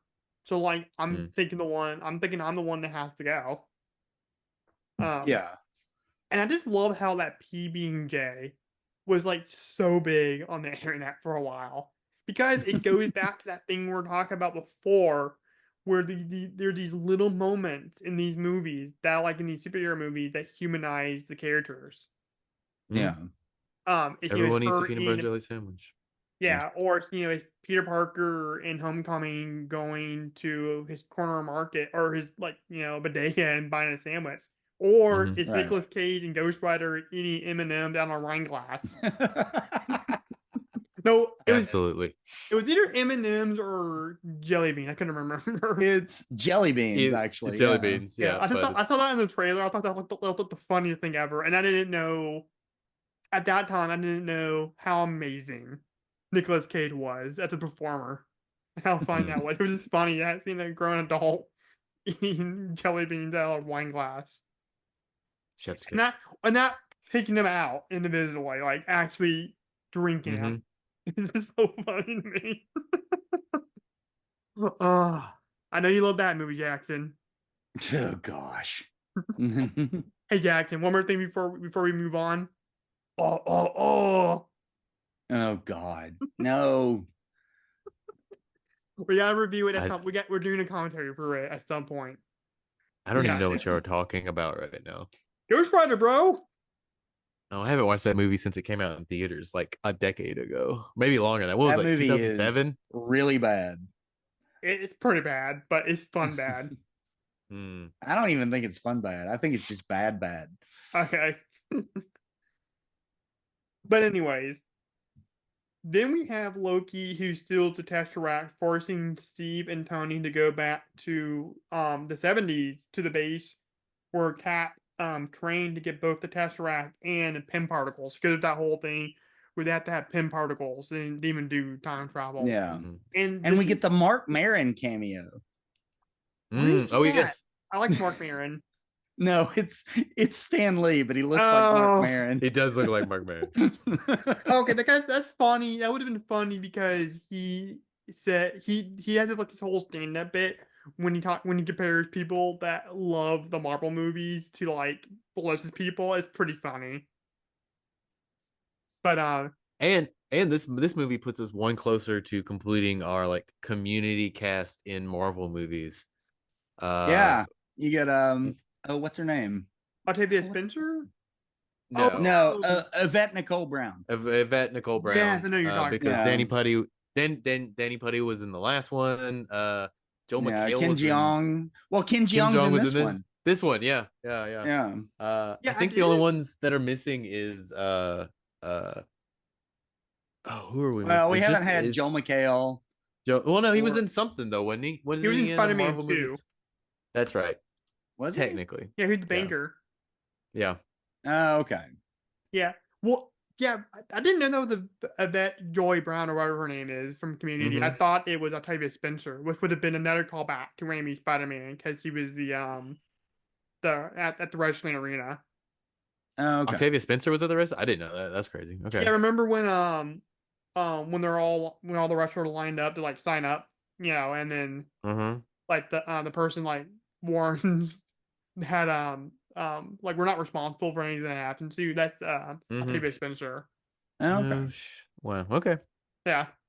But anyways, that's fun. That's pretty fun to see that. To see Stan Lee being an anti-war activist with Steppenwolf playing in the background. Which is funny because that's a DC character, Steppenwolf. Yeah, I remember hearing that he was going to be the villain in Justice League, and I never heard of that guy. And I'm like, what? The Born to Be Wild band? Oh, I thought you were talking about Stan Lee for a second. No, I'm talking about Steppenwolf, the band, not the generic villain. And I got you. Yeah, he was a little bit better in the Snyder cut, if I remember correctly. But anyways, so then Cap goes into a room to get something. I can't remember what it was. He's getting the Pym particles, right? Yes. Yeah. And then he sees Agent Carter. And he's contemplating, like, do I say something to her? Because technically, in her mind, I'm still frozen at this point. Yeah. No, gone, like dead. Like she doesn't even know that he's like frozen out there. Like, she thinks he's like completely gone. Is that show is this? I wonder if this was a scene in the previous show, because we do a lot of like callbacks to this. Was there a scene in that Peggy Carter show where she was in an office and someone was creepily staring through he's standing right there. Like I feel like she should see him, but I've only watched the first episode of that show because I wanted to watch. I never saw the show. Yeah, I wanted to watch the Ant-Man trailer that was attached to that. But I do like me some Haley Atwell. I think she's absolutely gorgeous, and it helps us she's British. I have a thing for British chicks. What can I say, Jackson? I'm a ladies' man, okay? I love the ladies. That's fine. There's nothing wrong with that whatsoever. But yeah, that part's really touching. Well, I mean, he had some moments with her in um um second Captain America, Winter Soldier. Yeah, Winter Soldier, yeah. No, Yeah. like aged Peggy. Like he goes Yeah. and visits her by her bedside and all that yeah, I sort of love stuff. that stuff. And Yeah, then Civil War, he went to her funeral. yeah, Oh, and he that's was right. this Yeah, and he was this close to banging her niece. he was. He very much was. Okay, I don't know if you ever seen that video. I can't remember what. I think it's Warp Zone, the YouTube channel. They do like fun like nerdy parody stuff. Mm-hmm. They did one where it was post Endgame Captain America and Peggy Carter when he goes back, to be with her, and like it's like throughout the decades, and they keep he keep telling them, hey, let's go to New York on September 11th.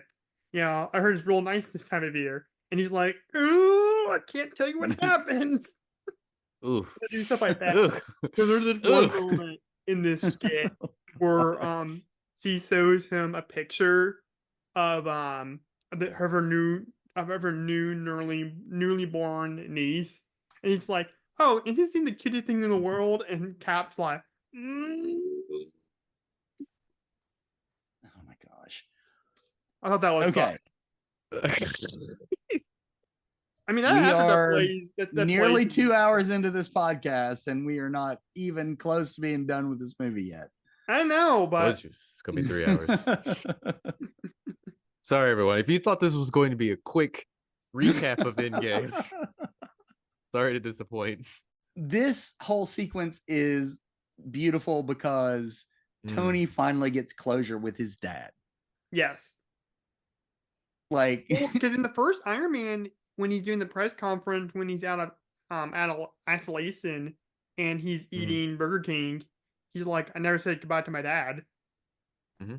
Yeah. Well, I mean, Yeah. this whole time he's been chasing that approval. That's why he builds Barf, which gets set up in the next movie, so that he get some sort of emotional like like closure with his dad and everything. So it's like a very nice, and it doesn't play it too closely sentimental. Like it doesn't play it over like. It could have easily been like one of those things where he says like, "Oh, I wish I had a son like you," or something like that. Like it would have been. No, they like basically play it for a joke. Yeah, Mhm. and it works very well. Yeah, and of course the Russos, they come out of TV comedy. Yeah, so that's how this scene plays. It's like TV Right. comedy. Yeah, but there are some really beautiful moments in there. Howard Stark is talking about like, oh, we're about to have a son. My wife is pregnant right now, and Tony is like, I can't remember what all he says, but he ultimately lands on, my dad, I always thought he was tough on me, but now I only remember the good parts. And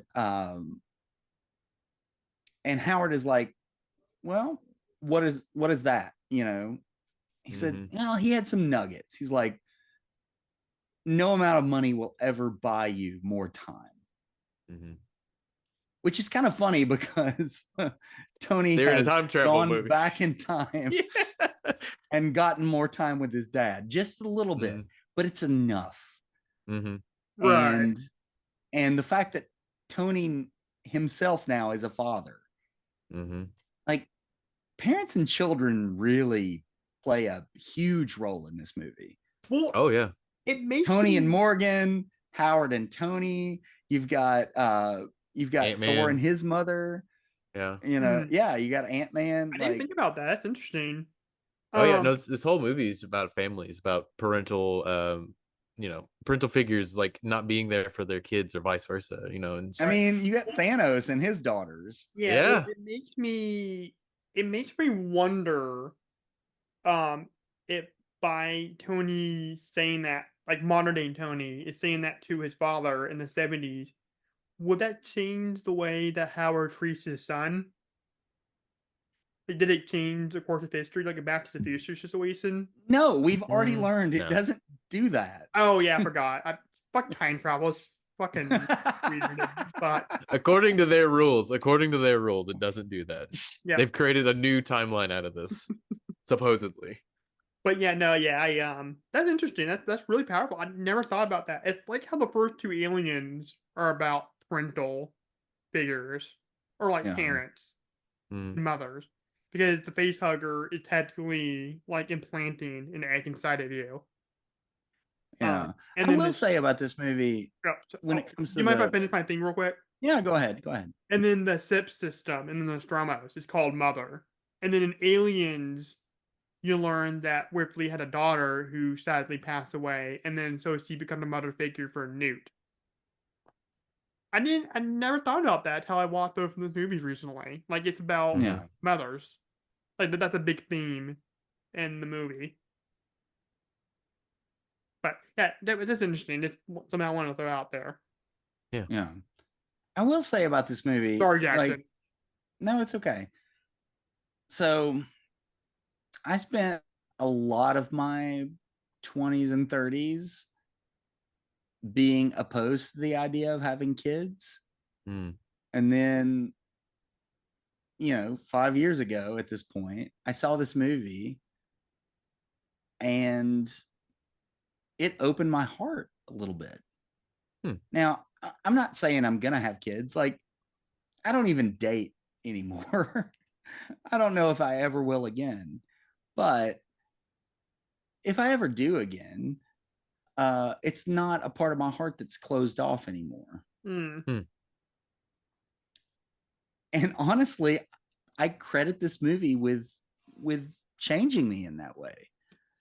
Because I see Tony Stark and his kid, and I'm like, I could do that. Yeah. So yeah, who knows if it'll ever it's happen, but at least now, like, my heart is not closed off to it. Of course, you're open to the possibilities of it. At Right. least. Yeah, And it's. I'm sorry. No, you're fine. Go ahead.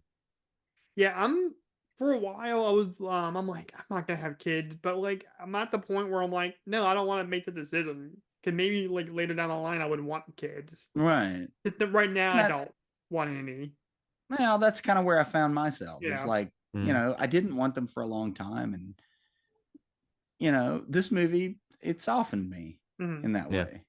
Yeah. And people like Bill Maher and Francis Ford Coppola want to say that comic book movies mean nothing. Oh, they mean something. Yeah. They do mean something. Yeah, Not all of them, but the ones that matter do.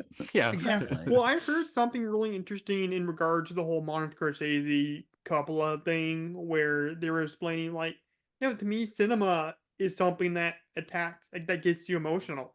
If it gets you emotionally, then it's cinema to you. It's so subjective. Right. And at least Scorsese was fair in his assessment, because, a lot of comic movies are amusement park rides.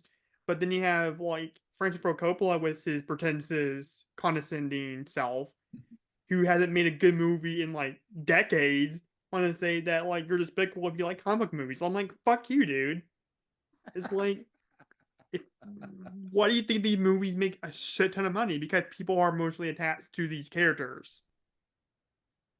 You know what I mean? I see where they're coming from, but it is very much old man yells at clouds, that sort of thing. Yeah, stop raining. I Why it's raining enough? Yeah, I totally disagree with what Coppola said. And honestly, I think between everything I'm hearing, or everything I heard that he did on the set of Megalopolis, and listen to the Unspooled podcast episode of Apocalypse Now, I'm like, I have a lot of respect for Mr. Coppola, like, as a person, and how he handles things. A lot of people make great movies. A lot of people are not great people. And I still respect him as a filmmaker, but as a man, like, I don't like him at all. I think he's an idiot. I think he's a jerk. I mean, his kids seem to turn out okay. So yeah. Then they get all the Infinity Stones. The Hulk snaps his fingers with the Infinity Gauntlet on, and you get the whole thing with Clint's wife, Laura. Yeah, Laura. Mm-hmm. Yeah, calling him. And then Thanos comes back. Oh, because we learn. Could we go back to Guardians again? Yeah, this And is then a we whole cut other back. separate thread. Yeah, and then we cut back. Is it? I can't remember. Morag? Something with. No, it's Morag. Yeah. The one on Guardians? Yeah, this is Morag. Yeah, and Nebula and Rhodey have gone back to stop Peter Quill from getting the Infinity Stone, so they get it. And then it turns out that Nebula is somehow connected to her past self, which is insane. It's a little convenient. It's pretty convenient, but I think it works for the most part. Yeah, it's fine. She's a cyborg, so she's attached to a network and everything, and and he finds out, and then old Nebula replaces new Nebula and gives him a Pym particle. What? Yeah, well, that's the thing too. So that's the one part that I always forget about, is that Maul somehow can retroactively build Pym particles, right? Is that how they get back through the portal? No, she gets the Pym particle from old Nebula, I think. But then she travels back with them, right? Yeah, but Rhodey goes back and Nebula's left behind. Right. So but she only has one trip. Yeah, but Nebula's left behind. So she has the Pym particle still with her. Right. But then she travels with the guys. She travels with all the dudes back to the present, and then can open the portal, right? See, that's where it gets confusing to me, because she travels back, and then she's but then they can travel through, and I'm just wait, how did they do that? But at that point, it's explosions, and so you hopefully you won't notice too much. Yeah, which I think it is. I think they set it up that Maul builds a new Pym particle, and that's how they can travel through. But they don't. They just brush over real fast. If they did that, I missed it. Yeah, and I've seen this movie a million times. But anyways, somehow old Thanos from 2014 figures out that he succeeded and is missing, and these Avengers people are trying to reverse that. So that version of Thanos goes into modern times to try to stop that. And that's when how do y'all feel about the two Thanoses?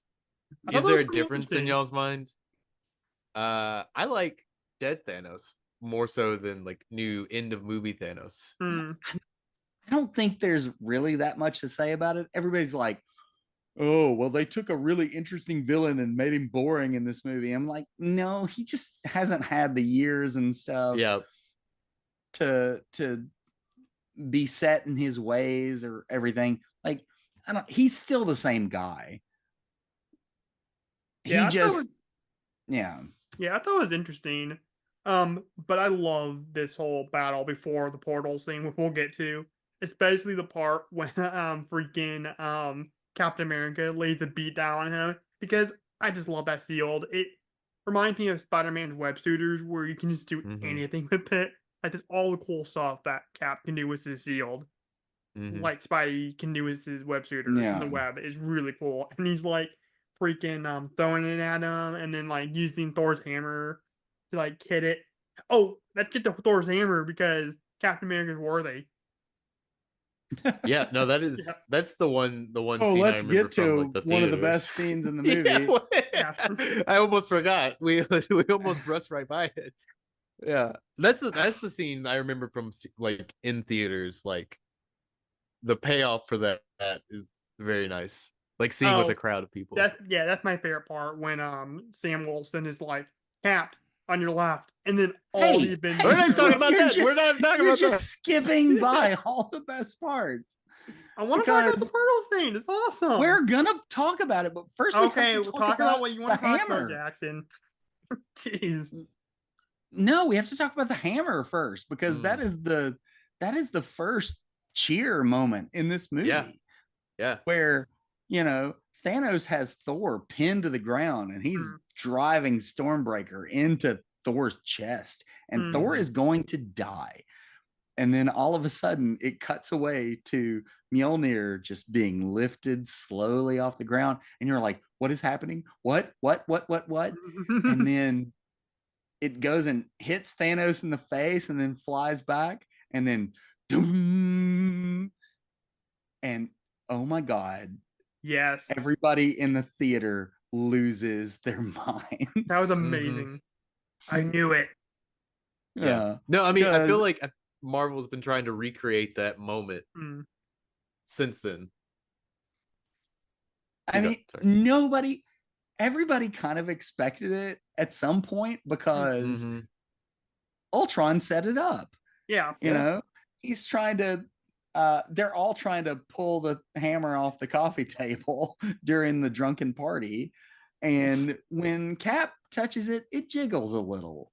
And Thor is really scared. Right. Yeah. But in this point, Thor is not scared anymore. Thor is elated. You know, that was Cap summons the hammer and Thor is like, I knew it. Yeah, that's an awesome moment. It was, I don't like it nearly as much as the Bring Me Thanos moment in Infinity War. Really? I love that. It was just so awesome. It's so badass. Okay. This is not? No, it's awesome too. Okay. It's awesome too. But yeah, that moment from everybody wanted it, and yet nobody expected it because everybody had just forgotten at that point. We'd had 4 years of these movies, and right, and it pays off at the exact perfect time. Yeah, it is perfect storytelling, and it leads us into the most rapturous scene in superhero comic book movie storytelling. Okay, can I lead off on this? Yeah, go ahead. I mean, I'm technically the co-host, so or the host of the show. But yeah, like I said, I knew I went to that scene prematurely. But that portal scene when you hear Sam Wilson tell Cap on your left, and he comes out, and then Spider-Man comes out, and all the Avengers like Guardians and Doctor Strange comes out, and I was waiting for 11 years to finally hear Captain America say this line, and he says Avengers, and I grab my grandma on my shoulder. I'm like, oh my God, he's gonna say it. A stumble. Ba, ba, ba, ba, ba. And then just start charging at Thanos' army. And I love how every single character, like the main one, get at least one moment of awesomeness. And then it becomes a game of keep away with the Infinity Gauntlet, which is amazing. And then Carol Danvers fucking comes in, takes out one of Thanos' sips, and then she goes up to Spider-Man, who has the Infinity Gauntlet at this point, and he's like, my name's Carol Danvers, and he's like, my name's Peter Parker, and then she's like, okay, Peter Parker, do you have something for me? Yeah, that's so much fun. Man, there's just too much to get into in this scene. There's an underground scene with those weird dog thingies chasing after Clint. There's a lot. I mean, there's a lot going on. This is like basically the last hour of the movie at this point. Like, it's just just this battle basically. Well, this whole movie is the perfect 3-act structure, really. I guess. Yeah, I guess so. Yeah, I never really thought about it like that, but because I don't think as much as Infinity War. Yeah. I disagree because this movie has like more of a 4 or 5 act structure, I think, but I didn't time it or anything. Right. Well, I think the first act is you get the prologue kind of bit at the beginning with Clint and his family, and then the whole thing with Thanos and Thor killing them. At the prologue, the first act is seeing everybody, how that affects everybody, and then seeing them trying to figure out time travel. The second act is the time heist, and the third act is this. Well, see, so like it's interesting too of how they build sort of their inciting incident in this movie, because the inciting incident in most movies would be that the adventure starts, and the inciting incident in this movie is them killing Thanos, and they are basically at their lowest point. It's almost an inverted, in some ways, like like 3-act structure. I don't know. It's like Mhm. Dark Knight of the Soul happens like 20 minutes into the movie. Right. I don't know what But Dark Knight of the Soul means. it's basically where your character goes through the worst bit. It's like right before Yeah. your third act, your resolution sort of stuff. It's Oh, like yeah, because he's not. lowest point. Yeah.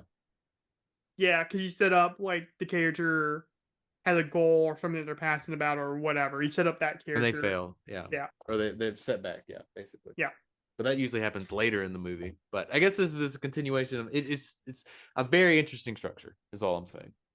Yeah, for sure. Well, because you knew Thor for quite a while, like for a few different movies. So you don't really set up his character, like just do the signing incident right at the beginning. Like his adopted brother's dead. He's pissed. He kills Thanos.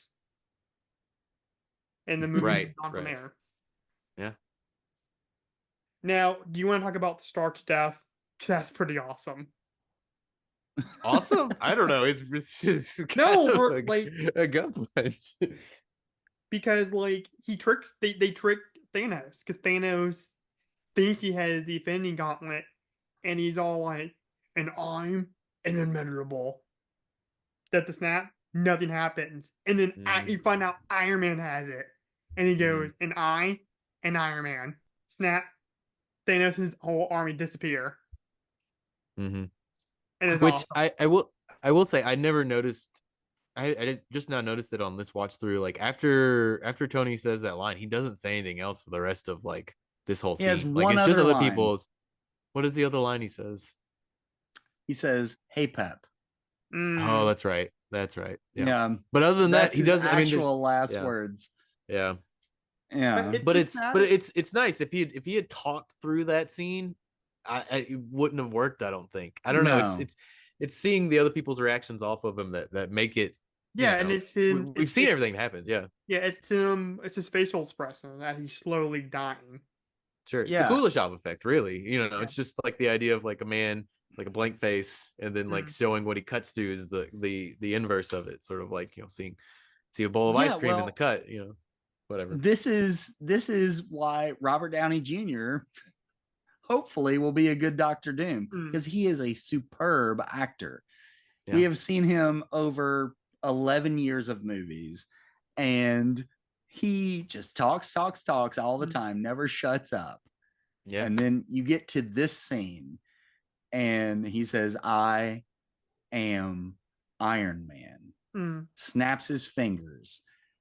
And then the denouement of his character is him saying nothing. Spider-Man comes up and tries to comfort him. He's like, "Mr. Stark, we won. It's okay. It's okay. We won."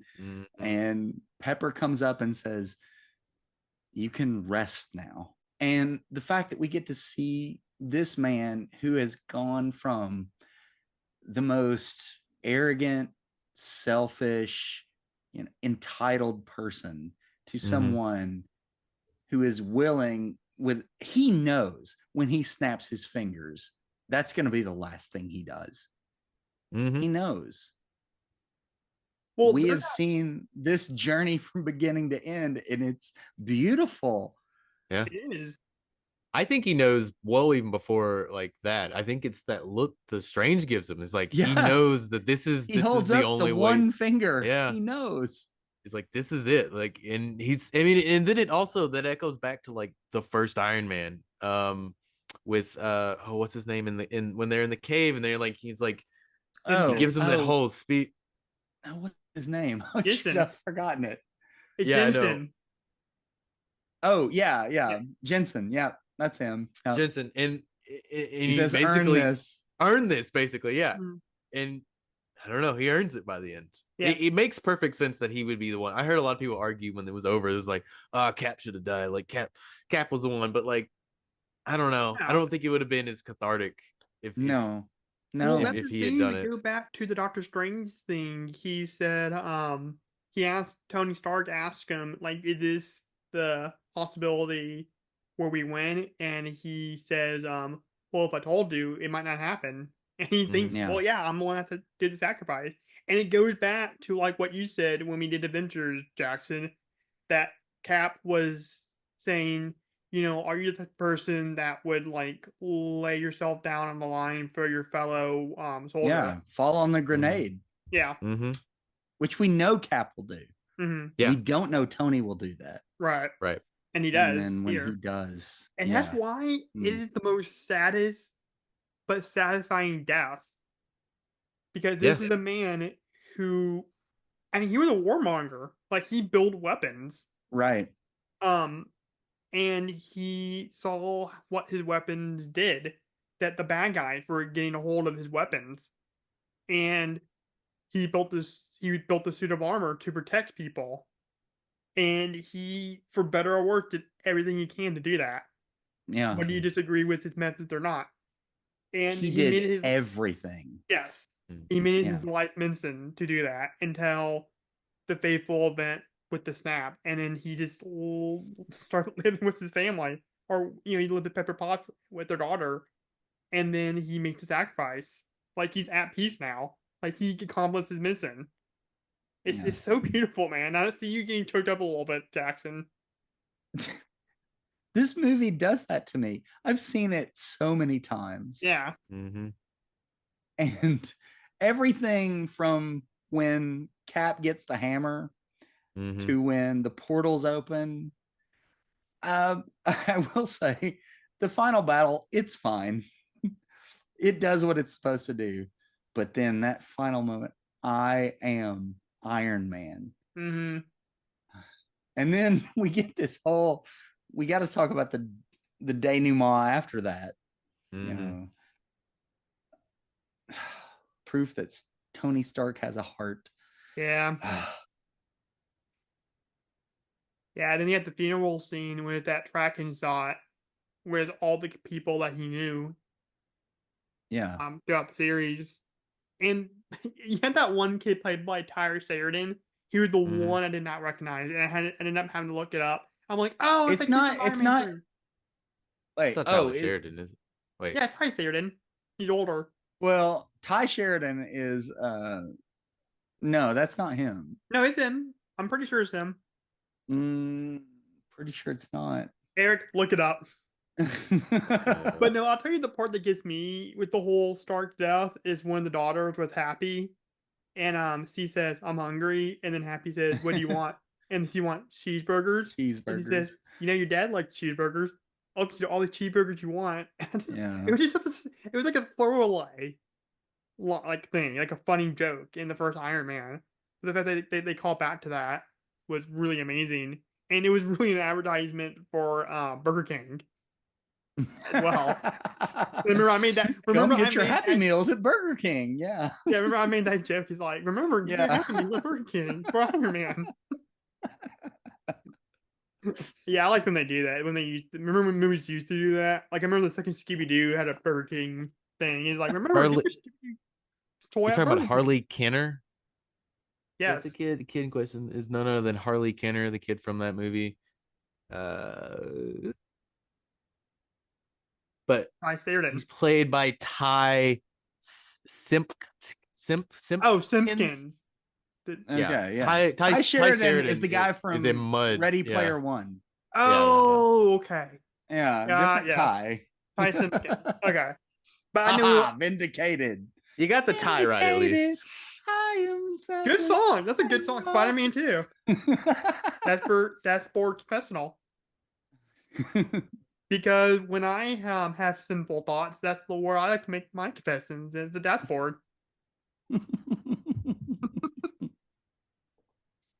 And then I like how Cap's ending is equally as satisfying. Yeah, where Joe Biden shows up.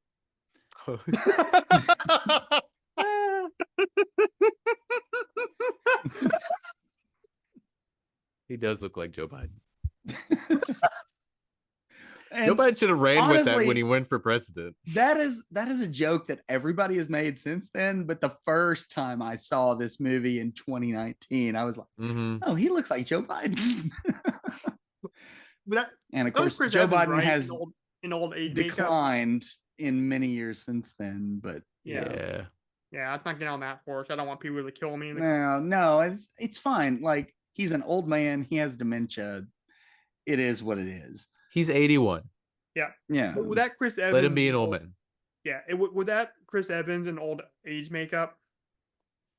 I think they just aged him up. I don't know if he was an old age that makeup. I that can't is tell. CGI. They did the same thing with Peggy in like Civil War and stuff. Yeah. That's cool. But yeah, I was wondering that if that was Evans or not. But oh, it was, yeah. I couldn't remember if it was him or not. The last time I'd watched this, I couldn't remember if it was him or if they'd gotten somebody else. For some reason in my mind, I had pictured it being just another actor, but I couldn't fathom that they would actually do that, especially with like all their de-aging and aging stuff.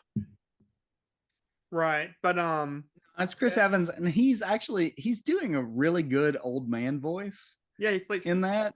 Like a lot of people, they're like, "Oh, I'm an old man, and I'm talking in an old man voice." But he does a pretty good subtle one. Yeah, right. But I think he at this point he's so good at Steve Rogers being that kind of encouraging, like nice guy. That he played it very subtly and very like calm and comforting. Right. He does play it very subtly, which I think is nice, because there are a lot of people who try to do old man, like Jackson is saying, and it's usually in movements too. They don't move like an old person would, and he's just seated the whole time, which is nice. But yeah, and then Wilson asked him, what did you do in the past? And are you gonna tell me what you did in the past? He's like, no, I don't think I will. And then it cuts to him dancing with Peggy, and with the old 40s jazz song, and man, that part gets me right here, man, like in the heart. Like, man, it's a very so unsuperhero. Yeah. It's a very unsuperhero into like a big budget superhero movie. Yeah.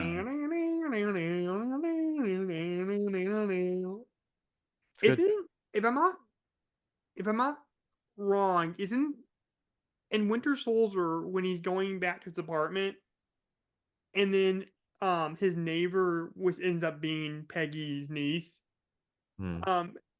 tells her, "Oh, you left your radio on." Isn't that the same song that's playing?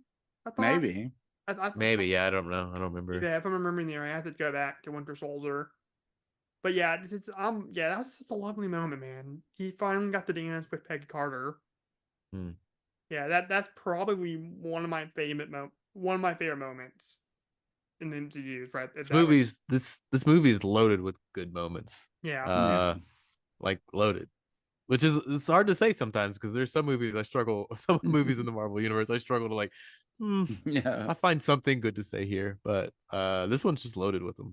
Right, for sure. So are you ready to get the favorite part and least favorite part? If you have anything else to say. I'll start with you, Jackson. Okay. We kind of brushed over it a little bit, but it's the portals scene. Yes. Like the absolute low point that Cap is at, like his shield has been broken. He's wielded Mjolnir at this point, but his shield is broken, and all of a sudden it's like, hey Cap, it's Sam.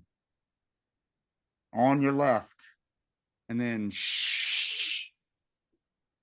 and then you see Black Panther and Okoye and Suri walk out, and then Sam flies through, and then you get all these other portals opening, and every character you've come to love and lost in the last movie just come pouring out.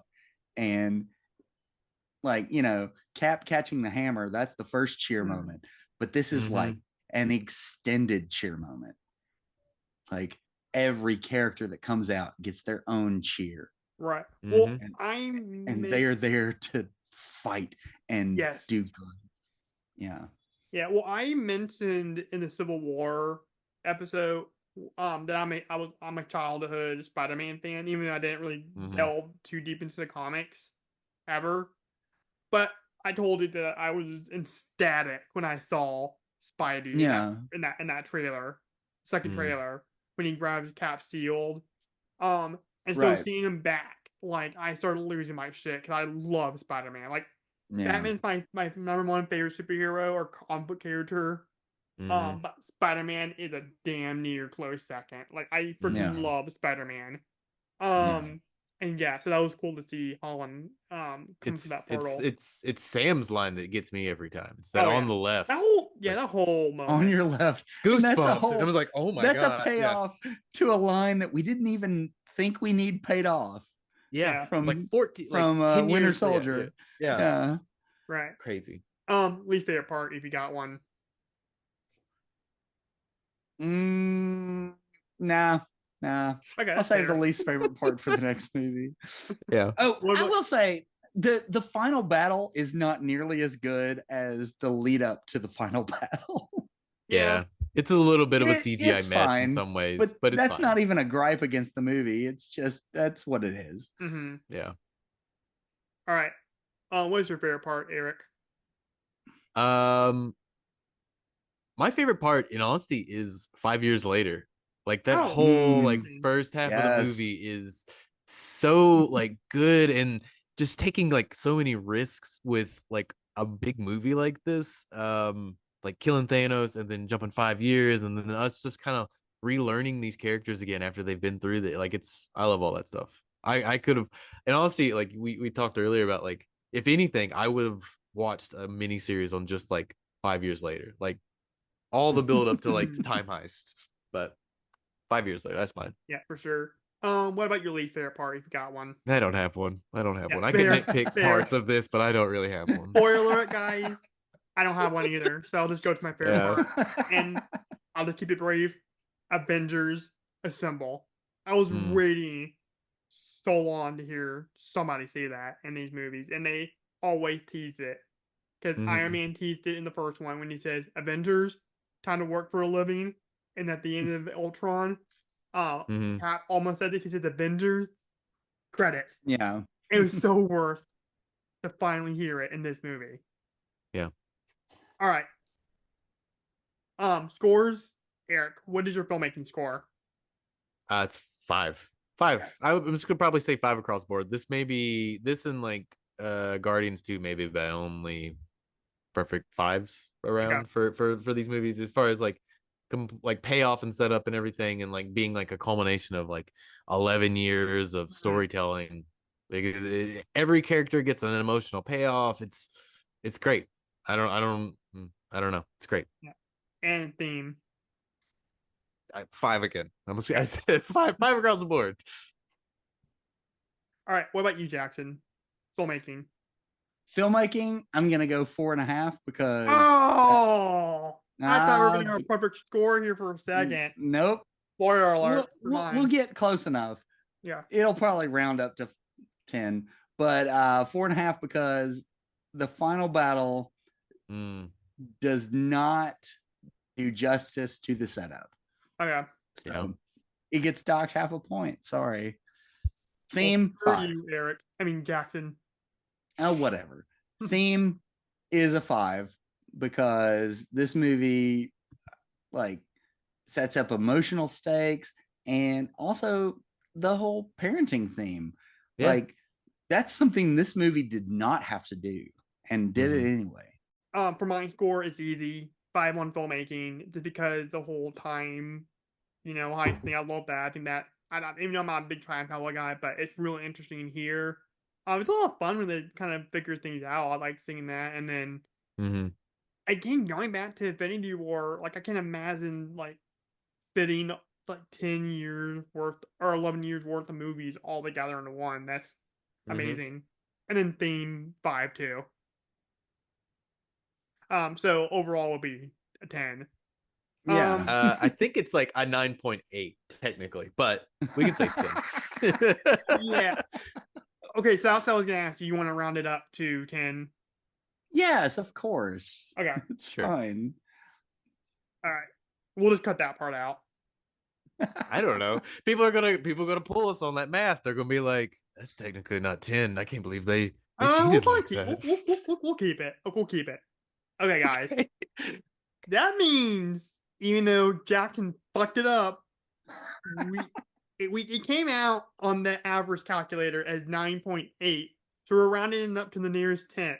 And that means that's our first 10 out of 10 score for the official horror, sci-fi, and beyond score for Avengers: Infinity War.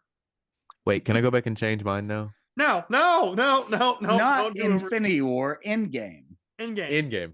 Yeah, Endgame. Sorry. Yeah. Thank you for correcting me, Jackson. Yeah. The wise. Jackson the mighty. Let's all bow down to Jackson. Okay. We're not worthy. Let's get to Spider-Man Far From Home and the plot summary for this movie. According to the Internet Movie Database, Spider-Man must step up to take on new threats in a world that has changed forever. Everywhere I go, I see his face. I just really miss him. Yeah, I miss him too. I don't think Tony would have done what he did if he didn't know that you were going to be here after he was gone.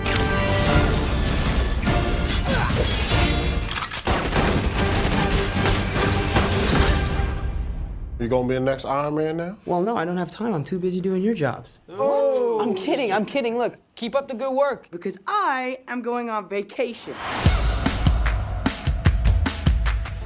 Heads up, Nick Fury's calling you. I don't really want to talk to Nick Answer Fury. the phone. Why? Because if you don't talk to him, then I have to talk to him. I don't want to talk to him. You sent Nick Fury to voicemail? I gotta go. You do not ghost Nick Fury. What up, dorks? What's up? We're just talking about the trip. I'm here in St. Marco Polo's. Oh, I think MJ really likes me. that reminds me when I first fell in love. All right. So, what is your quick thoughts about this movie, Eric? It's fun. It's a nice like little high school movie with some higher stakes. We'll get into it. It's not perfect movie. But it's mostly fun. All right. What about you, Jackson? It's okay. Like, y'all know I'm not like a Spider-Man guy. I know Drew is, but I feel like the best thing about this movie, and maybe that's spoiling favorite part, I love that it's like a sort of globe-trotting adventure. Mm-hmm. You know, they're traipsing through Europe and you get to see all these European cities, and it's fun. It's cool. I love Jake Gyllenhaal. Oh yeah, he's awesome in this movie. Yeah. Same. Well, what was interesting was the summer this movie came out was the summer I took my Europe trip.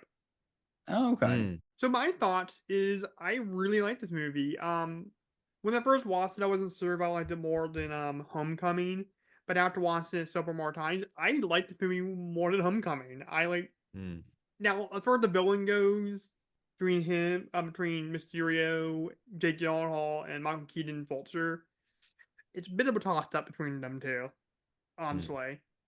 But they're both really standout villains for me. Yeah. I knew that there was going to be a turn with Mysterio. I did not expect it to go the way it did.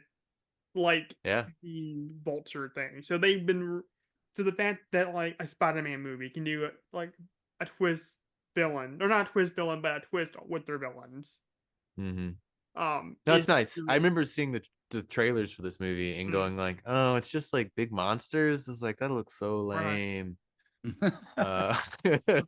Which, you know, spoilers for anyone who hasn't seen this, but this movie's like 5 years old at this point, so go watch it. I went to go see the first Spider-Verse with my best friend Quentin Day, and they showed the trailer for this movie with the elementals and the sand guy, and he said he thought the sand guy was Sandman. I mean, okay. It's an easy like mistake, I guess, to make. I mean, it's they're a giant sand monster.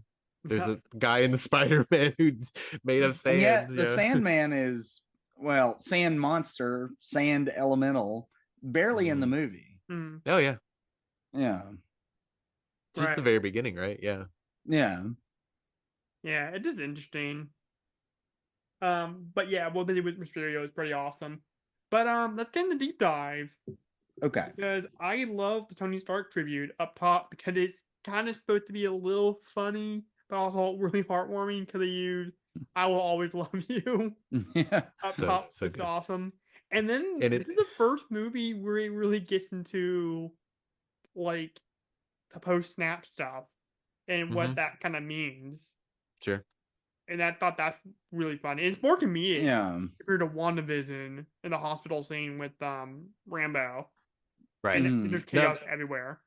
Sure. No, all this is like played for laughs for the most part. Like it's like a goofy like high school comedy, and it's like how these world events would affect like kids for the most part, and like they build sort of terrible PowerPoint in memoriams, which are kind of funny. Well, I love Which is how a nice carryover from the last movie where Yes. you have the high school like news team. Mm. One of them is Betty, who becomes a major character in this movie. Yeah. Yeah, I like how Yeah. I like the actress that played Betty. I love what's her face? Elizabeth Banks in the Raimi movies, but I think this Betty's really fun too. Yeah. But I love how this tribute ends on that shot from the tribute of Stark in the first Iron Man, where it's him in front of like helicopter or no, those fighter planes. I thought that was really Fireplace, funny. yeah, it's jets. Because Yeah. that's not that character anymore. Like he went against him being a warmonger. Yeah, but people still remember him as that yeah, no, this to me, I won't get into it too much, but like this is the last good Spider-Man movie for me because it does pay a little more attention to its other characters. What are you I implying that you do not like Across the Spider-Verse, animated movie masterpiece? Oh, I mean, those are aside. Those are great movies, but Okay, thank you. no, I'm talking about No Way Home, which I don't really care for, and mainly because it just kind of throws away all these secondary characters, and it kind of throws away like the fun of like a high school, like him being a high school kid, which is what these movies sort of do really well. Right. But yeah. Now I did not realize till the last time I watched this movie that their mascot is actually the Tigers, which is a reference to the first appearance of Mary Jane. Because how they did Mary Jane in the original comic books back in the 60s were they were neighbors, much like the Raimi movies. And their neighbor because he was living with like family. It was like her aunt or whatever. So the aunt was always trying to tell Aunt May like, "Hey, Peter should hang out with my niece Mary Jane," and it was like apparently a recurring thing in the comics. So at the end of one of the comics, Peter Parker goes downstairs, opens the door, and sees Mary Jane. And I can't remember what artist it was at the time, if it was Ditko or Romita, but Stanley basically told him to draw the most beautiful woman in the world. And then she says, "Face a tiger. You just hit the jackpot." So anytime tiger is brought up in the context of Spider-Man, it's a reference to that. Because that's classic. Like, if you know your Spider-Man like I do, like, that is classic Spider-Man right there. And even Mary Jane, at the end of Spider-Man 2, tells Peter to go get him Tiger. Yeah. Yeah, was brought up in the next Spider-Man after this. Yeah. Nice little small connections, nice little Easter eggs for you to like catch out there. Yeah. Yep. Go It's get fun. him, Tiger, or should I say, Spider? That was so dumb. It was awesome. That was really, really bad. But it was good. It was good bad. Okay, fine. But anyways, and then I like how like Peter he's not dealing with the death of Tony Stark really well because that was his Uncle Ben figure in this Spider-Verse, in this iteration of Spider-Man. But does he have an Uncle Ben? We never really. I guess we never really go into it. Does there he? is have an no Uncle Ben? Like Aunt May is Uncle Ben, right? In this movie because he dies in like okay. Yeah. Well, and then that's when you start getting like 3 years. Yeah, well, that's when like Happy Hogan starts getting the hots for Aunt May too, which is hilarious. that's this one, yeah. Yeah, I don't blame him because Marissa Tomei's a pretty lady. Right. Yeah. She's a good actress too. She's an Oscar winner. Jon Favreau is a handsome man. Yeah, he's not bad. Not bad looking. I gotta say, I don't normally like mom jeans, but damn, Marissa Tomei can pull off those mom jeans like nobody else. Like she has a nice, booty. I'm not gonna lie. All right. Are we in the deep dive or not? We're in the 'Cause deep I don't dive. I just even- want to talk about how hot Well- Wolverine is. You didn't actually declare that it was a I deep did. dive, so I did. oh, I didn't hear that. Yeah. No, it's Okay. fine. Yeah, whenever you want to jump in the fire, it's cool, man. You can jump the We've gone line off in the your deep body in end. time. I knew two of these. I knew doing two movies with Endgame in there was going to be hard. Yeah, we'll push through it, No. man. Well, you're not the one that have to edit this shit, dude. So shut the hell Whatever up. it takes. That's for sure. Whatever it takes. One. And then I love the Peter Tingle bit. I think that's hilarious. Mm. I like it Mm. because it goes back to the whole adolescent, like teenage boy. I like it and I hate it at the same time. I'm on about the Because- same boat. Yeah, because it's funny, but at the same time, like it sounds so dirty that I don't Mhm. want to I don't want to think about his aunt saying that sort of thing to him. Like Yeah, it's just I guess that's true. it's just weird. So Mm. Yeah, it is And weird. it doesn't have quite the payoff later Mm. that it should for something that sets up. Like if it was just a throwaway joke, fine. yeah. But I don't know. They try to make it mean something, or like they bring it back later and it doesn't quite pay off. Like I don't know. I mean, Right. the comics gave us this word, Mm, Spidey It's the sense. spider sense. Yeah. right. It's the Spidey sense. And that would have been fine. I don't know if that was maybe that was like a thing between like Sony and Disney, Mm. and they were like, you can't say Spidey sense. Right. And we're like, fine, we're gonna say Peter Tingle, which I don't Right. know. I don't know Yeah. what that was about. Yeah, I personally Uh, like it because this whole version of Spider-Man really gets into like the high school thing, and Mm. as you all know, puberty's a bitch. It sucks Mm-hmm.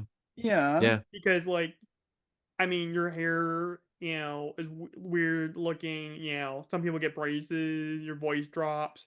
Like, you have Right. feelings towards the opposite sex or the same sex, and it feels weird. It feels yucky. Right. Yeah. But That's what I like about it. That's why I like about the Peter Tingle but bit. I To don't me- like that his aunt comes up with it. Like maybe Yeah. if MJ came up with it, like Right. Michelle. it would make Fucking more stupid. sense. Yeah. Oh, stop it with or that. or if She's or I'm a if, MJ diehard in this Spider-Man movie. fan, Jax. Okay, get over yourself. Okay, I'm not. but you know what she's called in this movie? MJ. Yeah, but I know what it just means. It's deal with Michelle. it. I'm sorry. Oh, I'm always God. gonna get mad at that. I'm sorry. No, I think it was probably the writers trying to be clever and like trying not giving like their audience what they wanted when they should have just probably just been like called it the Spidey sense. Yeah, Yeah. but I do love the ghost. Or Ned should have seen it. Ned actually probably should have seen Yeah. it, said it, Right. and that would have made more even sense. made more sense. Yep. Yes. Yeah. Okay. Well, He's 'cause, like, I oh, mean, it's your Peter Tingle. It's like, don't say that. You can't say that out loud. well, because it kind of gets into that like the adolescent boy like locker room kind of humor. Yeah. Kind of. But Aunt May saying it, she should know how that sounds. She's an adult woman. yeah, I guess you're right. But anyway, I do love the part when he ghosts Nick Fury, and then Happy gets mad at that. He's like, "You do not ghost Nick Fury." Yeah. And honestly, Yeah. this might be my favorite Happy Hogan movie. It's amazing. Yeah, he's He's pretty pretty great. great at it. Because, Happy has lost Tony too. Mm. Mm-hmm. We saw it in the last movie. Happy is comforting Morgan and offering to give her cheeseburgers.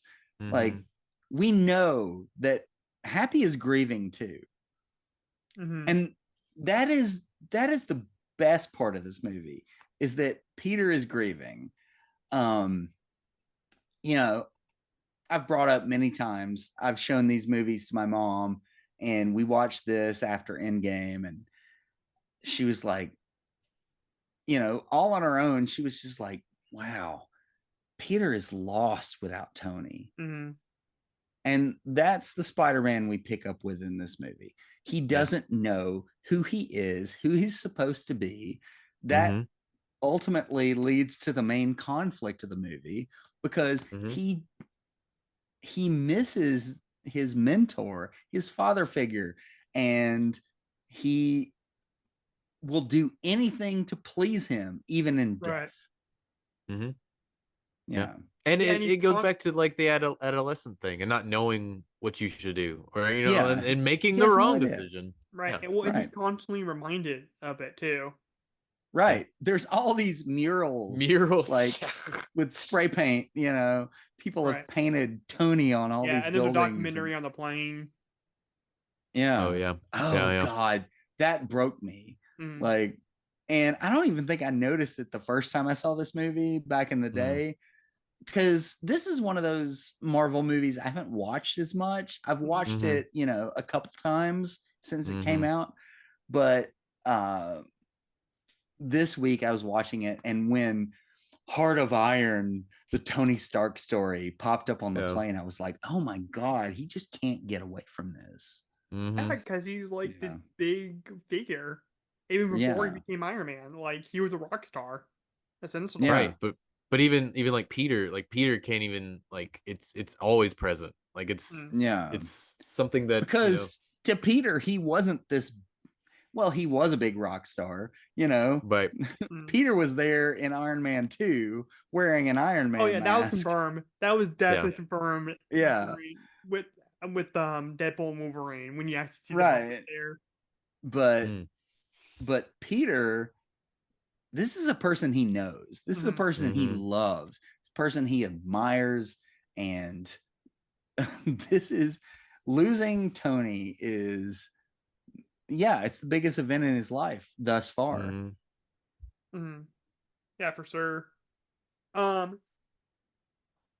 Now let's talk about how dumb these t-shirts are in this movie. Because they're I planned love the keep getting t-shirts. I do too. getting changed by Shield, and there's like so naive about it. And I just love all the Yeah. little Mhm. quips. Like one of my favorite ones is when because I actually been in Venice. That was one of my stops during my trip. Um, and I visited there a long time ago when I was like a baby, but besides the point. But I love the part when he's telling the students JB Smooth is, and he's like, when you're in Rome, do what the Romans do. When you're in Venice, bring extra socks. Mm. Yeah, I thought that was funny. And then when they're seeing Mysterio on TV, he tells Martin Starr like, what do you think about this? And he's like, Mhm. as a man of science, wishes. Witches. You know, JB Smoove. I love JB Smoove. He goes back to like I think I saw him first on like Curb Your Enthusiasm. Yeah, he's that's on the there. first Like time I saw him years too. and years Yeah. ago. Yeah, so good. Very, very, very great comedic timing. And in movies like this, they're great to have. He is a person where nothing he says will not be funny. Yeah. Like everything he says is so funny, even if he's not trying. Like Right. he Mhm. just, his delivery is perfect every single time. I think Perfect Martin timing. Starr is the same. Mhm. But Martin Starr has a little bit darker sensibility because Yeah. Martin Starr is the guy that's like, my wife left me. She pretended to be blipped, but she just ran off with her hiking instructor. And then 5 years later, she showed back up. And we had a fake funeral. Well, it was a real funeral because I thought she was dead. Well, I just love how It's such a good play off each other. I just love how Yeah. that's the character that the kid from Freaks and Geeks, that the super nerdy kid, Mm. Yeah. which is awesome. I love that show so much. That's such a good show. I do too. Yeah. Yeah. And he's awesome Freaks and in Geeks. everything he's shown up with. Like Mhm. what's it called? Silicon Valley. Oh man. yeah, Oh, yeah. he's in that. I Yeah. haven't seen it, but yeah, he's in that. Oh, he's so great in that. Sweet. And then I love how Mysterio gets his name, where like the news is calling the Italian word for man of mystery, Mysterio. Mm. Which is pretty Yeah. awesome. Or it's part of that phrase Yeah. is Mysterio. Right. I will say this movie is a little weird in that it sets up basically they set up the multiverse, that there is a multiverse, and then it turns out to just be a lie. Like it's just like you know what I mean? It's like it gives everyone like, oh, is there a multiverse? And they're just like, no, he's just some asshole who got fired by Tony Stark. Right. Which how did they not know that? Like how can they not have records? I don't know. There's just so Right. much of that stuff. I'm just like, wait. Because Tony Stark has screwed over that many people. I guess so. Like, everybody in this universe hates Tony Stark. We've seen it from Iron Man 2. Right. Like, Yeah, everybody we'll is get just to that in a second. Yeah, okay. Because I want to talk about this one of my favorite parts in the whole movie, or one of my favorite jokes in the whole movie. It is so subtle, but it's pretty ingenious. When Fury gives Peter Stark's glasses, and then he quotes Shakespeare, and he says, "Uneasy lies the head that wears the crown." And he says, "Stark said you want to get that one. It's not a Star Wars reference." Because, he was Mace Windu in the prequels. Right. Like, right after a Shakespeare reference. Like, that's pretty funny. Well, and I love how, I think we talked about this in the Civil War episode, but I like how Peter Parker is a movie nerd. In this generation. Yeah, like, he's like a teenager. Yeah, have you guys seen the really old movie called Empire Strikes Back? Or have you seen Alien? I love that. Now, I was initially disappointed in the Jake Gyllenhaal casting, because I thought it would have been really funny if they got Robert Englund as Quentin Beck. And my idea was, okay, I can't remember if it was ever in the original comics, but I remember in the Spider-Man 2 video game, the one based off the Sam Raimi movie, he was actually a special effects guy in Hollywood that's trying to disprove Spider-Man, trying to say that he's a phony. And there's a couple scenes in there where he's trying to trick Spider-Man. It's a lot of fun. But I thought it'd been really cool if they kept that special effects guy thing here. But he's like an old school special effects artist from like the 70s and the 80s, because Robert Englund's older. And then he's constantly making all these references to like these old movies. Which really sparked Spider-Man's interest, or like Spider-Man kind of makes comments on that. I thought that would have been pretty funny. But what they did what they ended up doing with them was really awesome. Yeah. And we'll get to that, because at the beginning, like, Quentin becomes sort of like a mentor for Peter. Yeah. And after it's in Prague, right, when they fight the rock lava guy. Yes, I think so. Yes. Yeah. They started in And so so they defeat him, and then they're in a bar, and then basically Quentin Beck says, "Hey, if you want me to take over, with your promise, from Tony Stark, then just give me the glasses." So he gives No, him the he doesn't even say that. That's the brilliance of that scene. I didn't like catch that. like Quentin does not ever suggest that at all. Like, he manipulates Peter into coming to that decision himself, which that's a really good choice. I don't love everything about this movie, but I think that the way they set up Quentin Beck, Mysterio, is really good, in that he never seems like anything less than a benevolent character until he isn't. Right. Yeah. Yeah. There's no cracks in his armor up until the scene right after this one. Yeah. Could you basically learn that Quentin Beck used to work for Stark, and he actually created the hologram program with his family. And I think that's funny. The barf. Yeah. Well, I think it's funny. I think it's interesting how that goes back to Civil War, which is the first introduction to Spider-Man. Yeah. And then basically he teams up with everybody, a bunch of people that work for Stark, that screwed him over.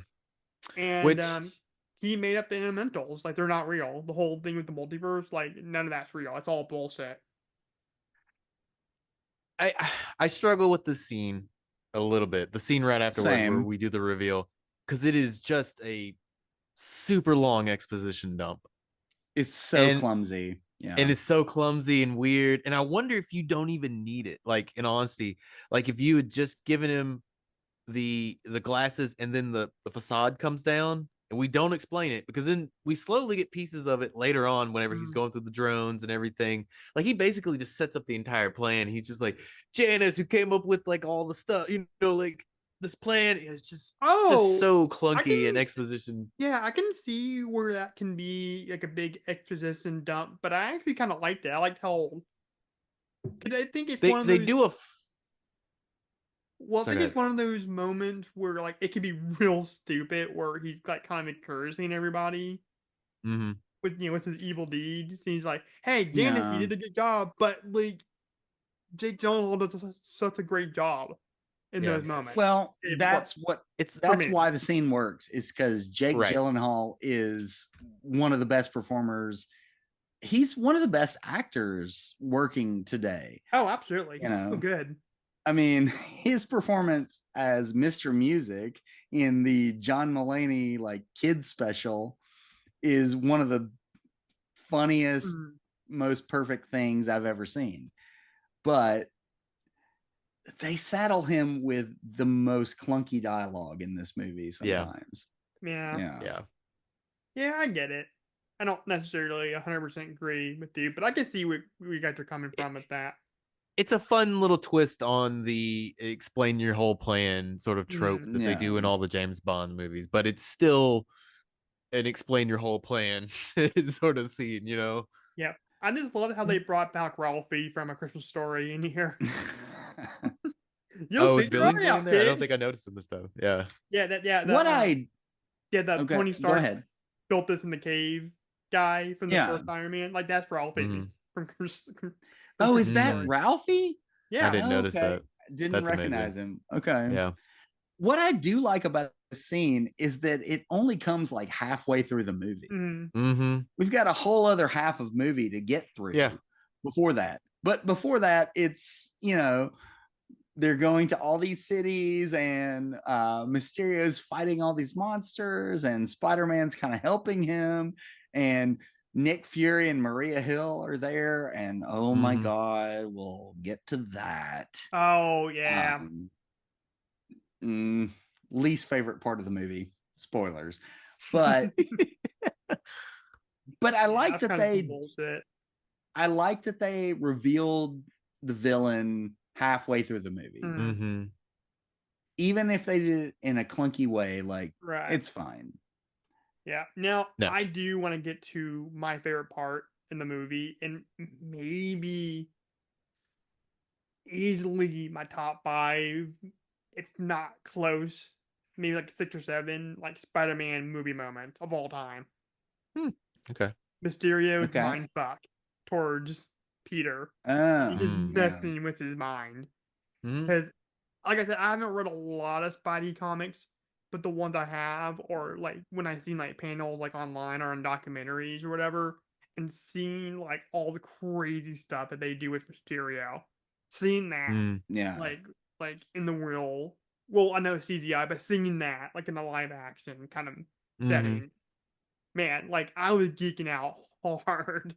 It was just the coolest thing ever. And my favorite part is when it's Tony Stark's Iron Man's grave, and then the zombie, like disheveled, like Mhm. jacked up Iron Man suit comes up, and then there's a spider on his shoulder, and it zooms into the eye, and then there's an army of Mysterios. Mhm. Yeah. That was so cool.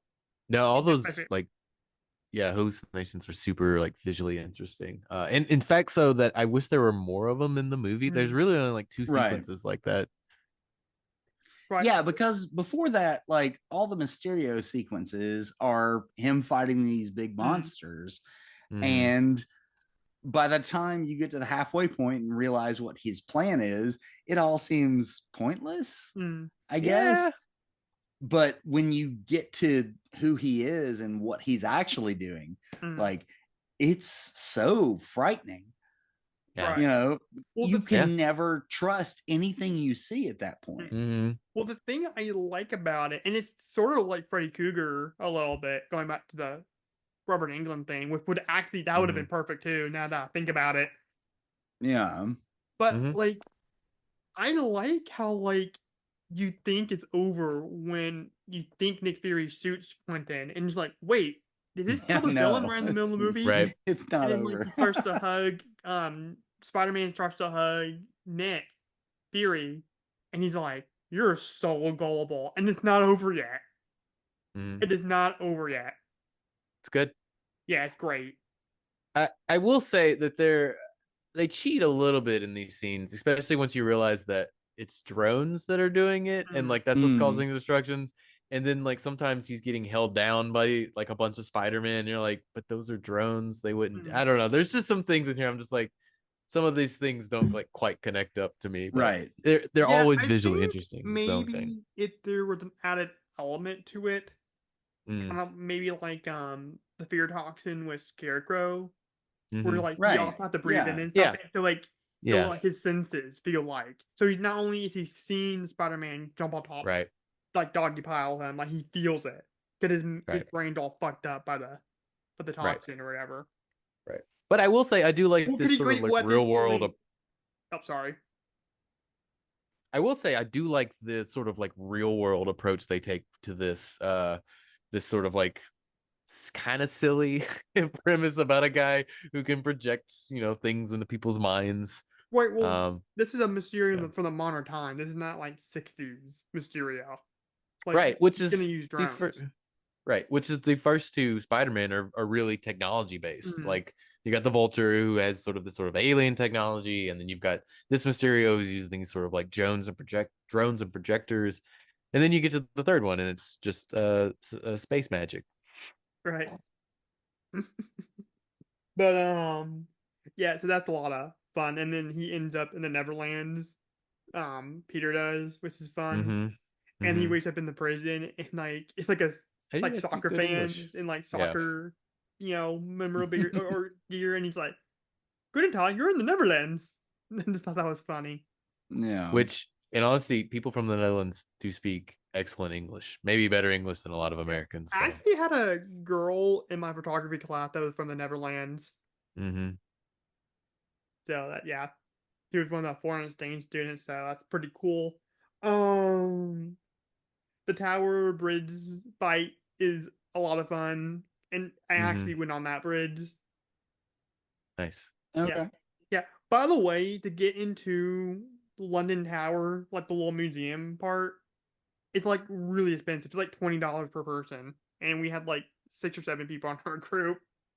Oh wow. Yeah. But yeah, my dad said it was just me and him. Like we would have done it for sure. Mm-hmm. But yeah, London's pretty cool, man. I like London. It was kind of cool to see him in London or Spider-Man in London. Of course, yeah. I've never been in London. Here's a cool Yeah. town. My brother's been there. Have you ever been in Yeah, London, too.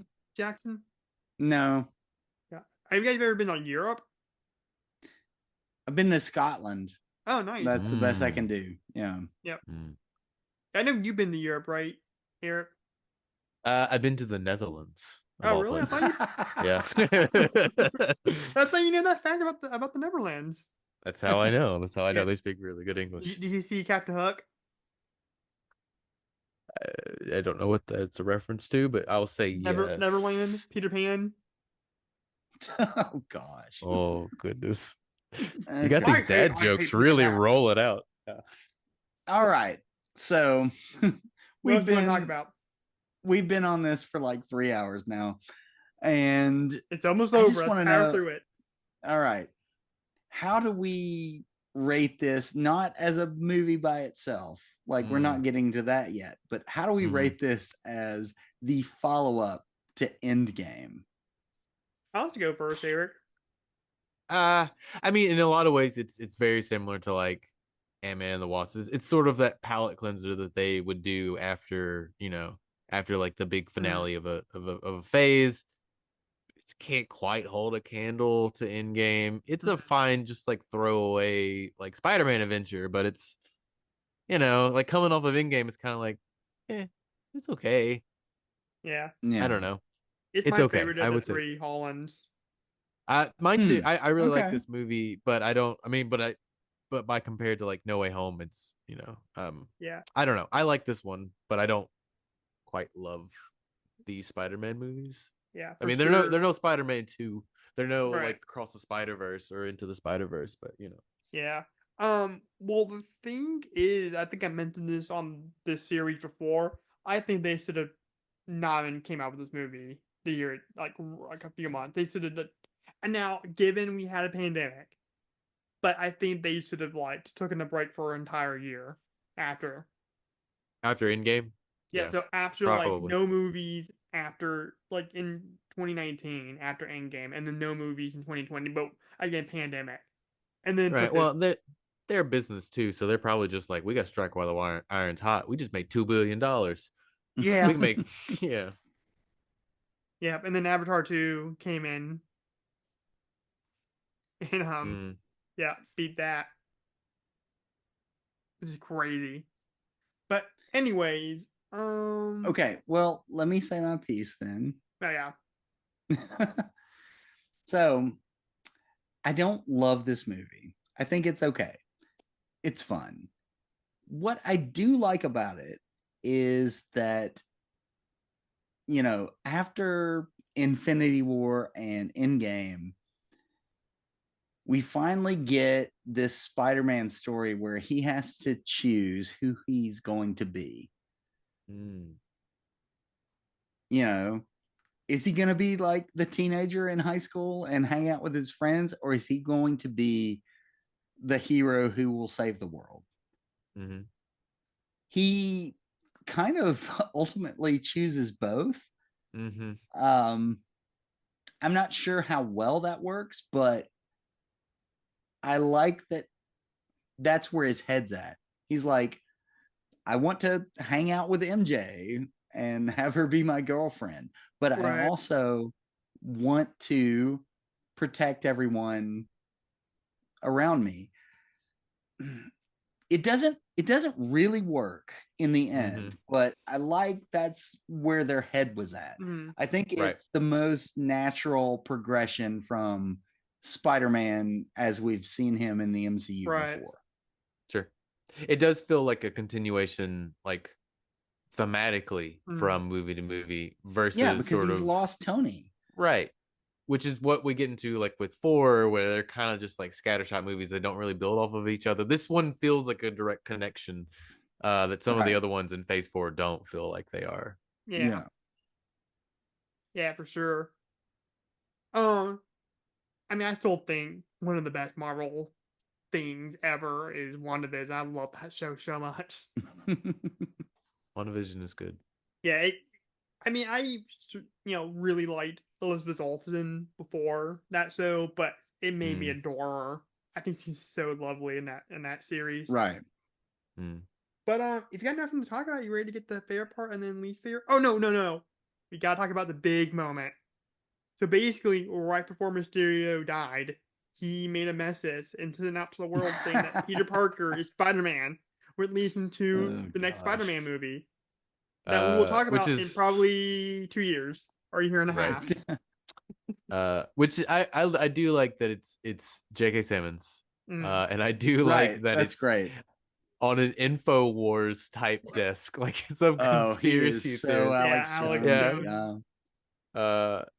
All of those things are very fun and nice. But I will say before we get out of this movie, we should at least talk about like the movie is really built on like the characters that he interacts with, which is Ned and MJ and the other kids on the trip, even Flash, which we don't really get in the next one too much. And to me, it's really kind of what keeps the movie together outside of like the bigger things for. Do love Flash's no sleep till Brooklyn bit in the next one when they're like Flash. I love Flash in this movie. Oh yeah, even though he goes completely against Flash, like to Flash, but I love this is my favorite version of Flash Thompson. Oh, it's great. He loves Spider-Man, but he hates Peter Parker. Yeah, but I just love the part in the next one when they're looking at their college acceptance letter and then Ned and MJ got in, but Peter didn't. And then Flash comes in, he goes, "No sleep till burn it." Da, da. That just cracks me out. That is so funny. Well, sometimes on the Facebook page for Horror Sci-Fi and Beyond, I'll post like if anybody within sci-fi or horror fantasy has a birthday. And for that actor's birthday, I put that song under the picture. Nice. Yep, I just thought that was so funny. But yeah, you ready to get the favorite part and least favorite part? And so we can wrap this shit up? Okay. Sure. All right, Eric, what is your favorite part and least favorite part? My favorite part is my favorite part is Jake Gyllenhaal. I'll say that. My favorite part is I think he does really well with what they're giving him a lot of the times, and his motivations, although a little bit forced, he somehow still finds a way to kind of make him relatable. Right. Mostly. He does a lot with not a lot that they're giving him sometimes. And I think what they do with the character is nice. So I'm gonna say Jake Gyllenhaal. All right. What about you, Jackson? Favorite part, MJ. Nice. I like that she figures out who Spider-Man is. I love that she's obsessed with the Black Dahlia murder for some reason. Yeah, because of the murder. I don't know. Zendaya is we've said before, she's this incredibly glamorous person who always plays these very non-glamorous, just down-to-earth people. I like that. Yeah. Yeah. And then what's your least favorite part? I know what it is. He teased it. Oh, well, Eric didn't say his least favorite part. Oh, go yeah, go to your favorite part. I'm sorry. It's that all the giant. time. I'm sorry. No, it's okay. It's that giant exposition dump in the middle of the movie. Okay. Doesn't quite work for me. It does feel like a giant exposition dump for me, but yeah, that's it. All right, what about you, Jackson? It's that Nick Fury and Maria Hill are Skrulls. Like, that makes no sense. It's silly. It's stupid. Well, at what point was Nick Fury a squirrel?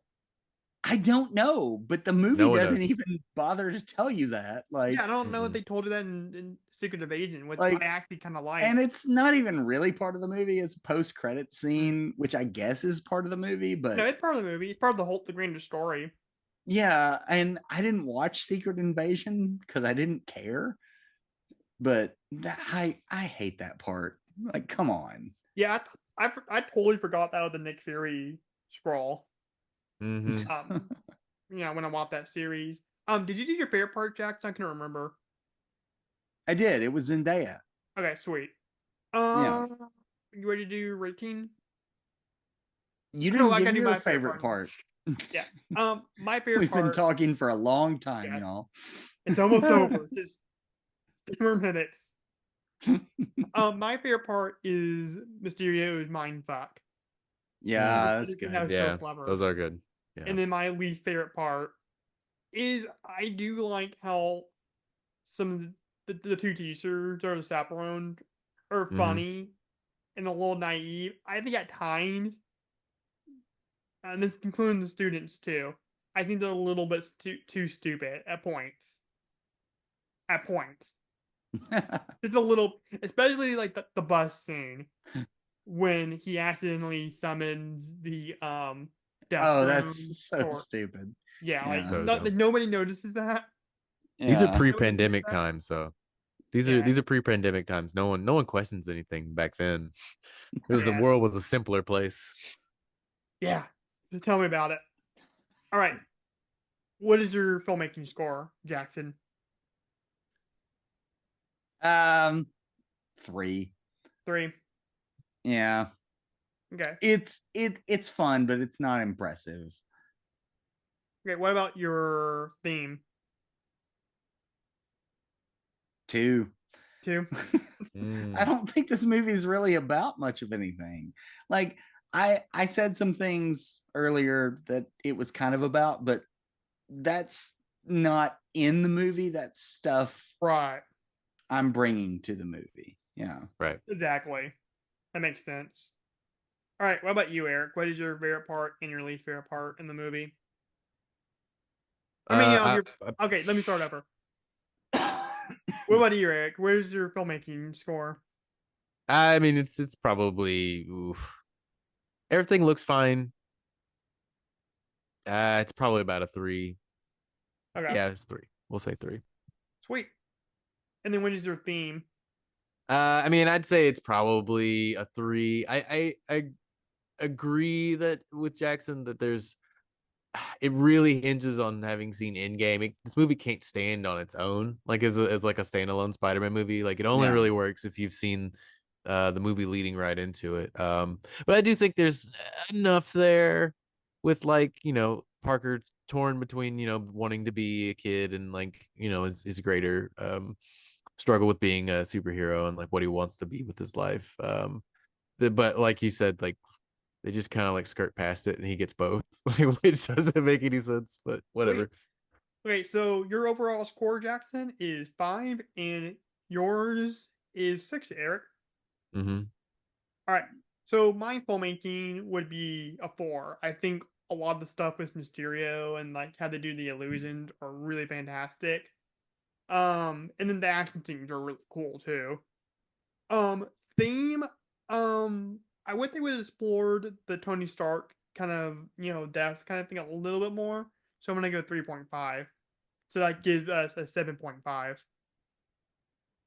And that means the official horror, sci-fi, and beyond score for Spider-Man Far From Home is 6. Yeah, that's not bad. right. Okay. Yeah. All right, guys. I hated this moment. Season 1 is finally wrapped up. Season 1. Yeah, we're done. We're done for a year. Season. No more MCU Lookback for at least 1 year. Thank God. Because it was a lot. But it was so much fun to look back at these Marvel movies and kind of had the kind of perspective that we had knowing what's going to come up later in the series. And it was also fun to not just watch it kind of casually, to really analyze these movies too. This is what this whole series of horror, sci-fi, and beyond is really about. Because you have to stay, you're focused to stay focused on these movies. Sure. That we review. It can't be like a casual watch. I don't know. Some of these I casually watched. Yeah. To be honest. Yeah, I'll be honest with you. When I get like maybe like at least 30 minutes in any movie, like my consistency of taking notes kind of dies. Like I have to take them like very finally. It's a lot, man. To pause it and then take notes. Honestly, when I hear y'all talk about it, it gives me other things to talk about. Oh yeah, for sure. Yeah. Yeah. So. Well, I think that's why like you two are like really good hosts, because you bring other stuff to the table with these movies. Stop. But it's the power of 3. That's what it is. Yeah. We're a Triforce. Yeah. Bum, bum, ba, ba, ba, ba, ba, ba, ba, ba, ba, ba, ba, ba, ba, ba. Got bigger balls than an evil King Evil, and he's not gonna stop till the world is free evil. So I got the Smosh version stuck in my head. This is Daniel Plainview asking you to shut the fuck up.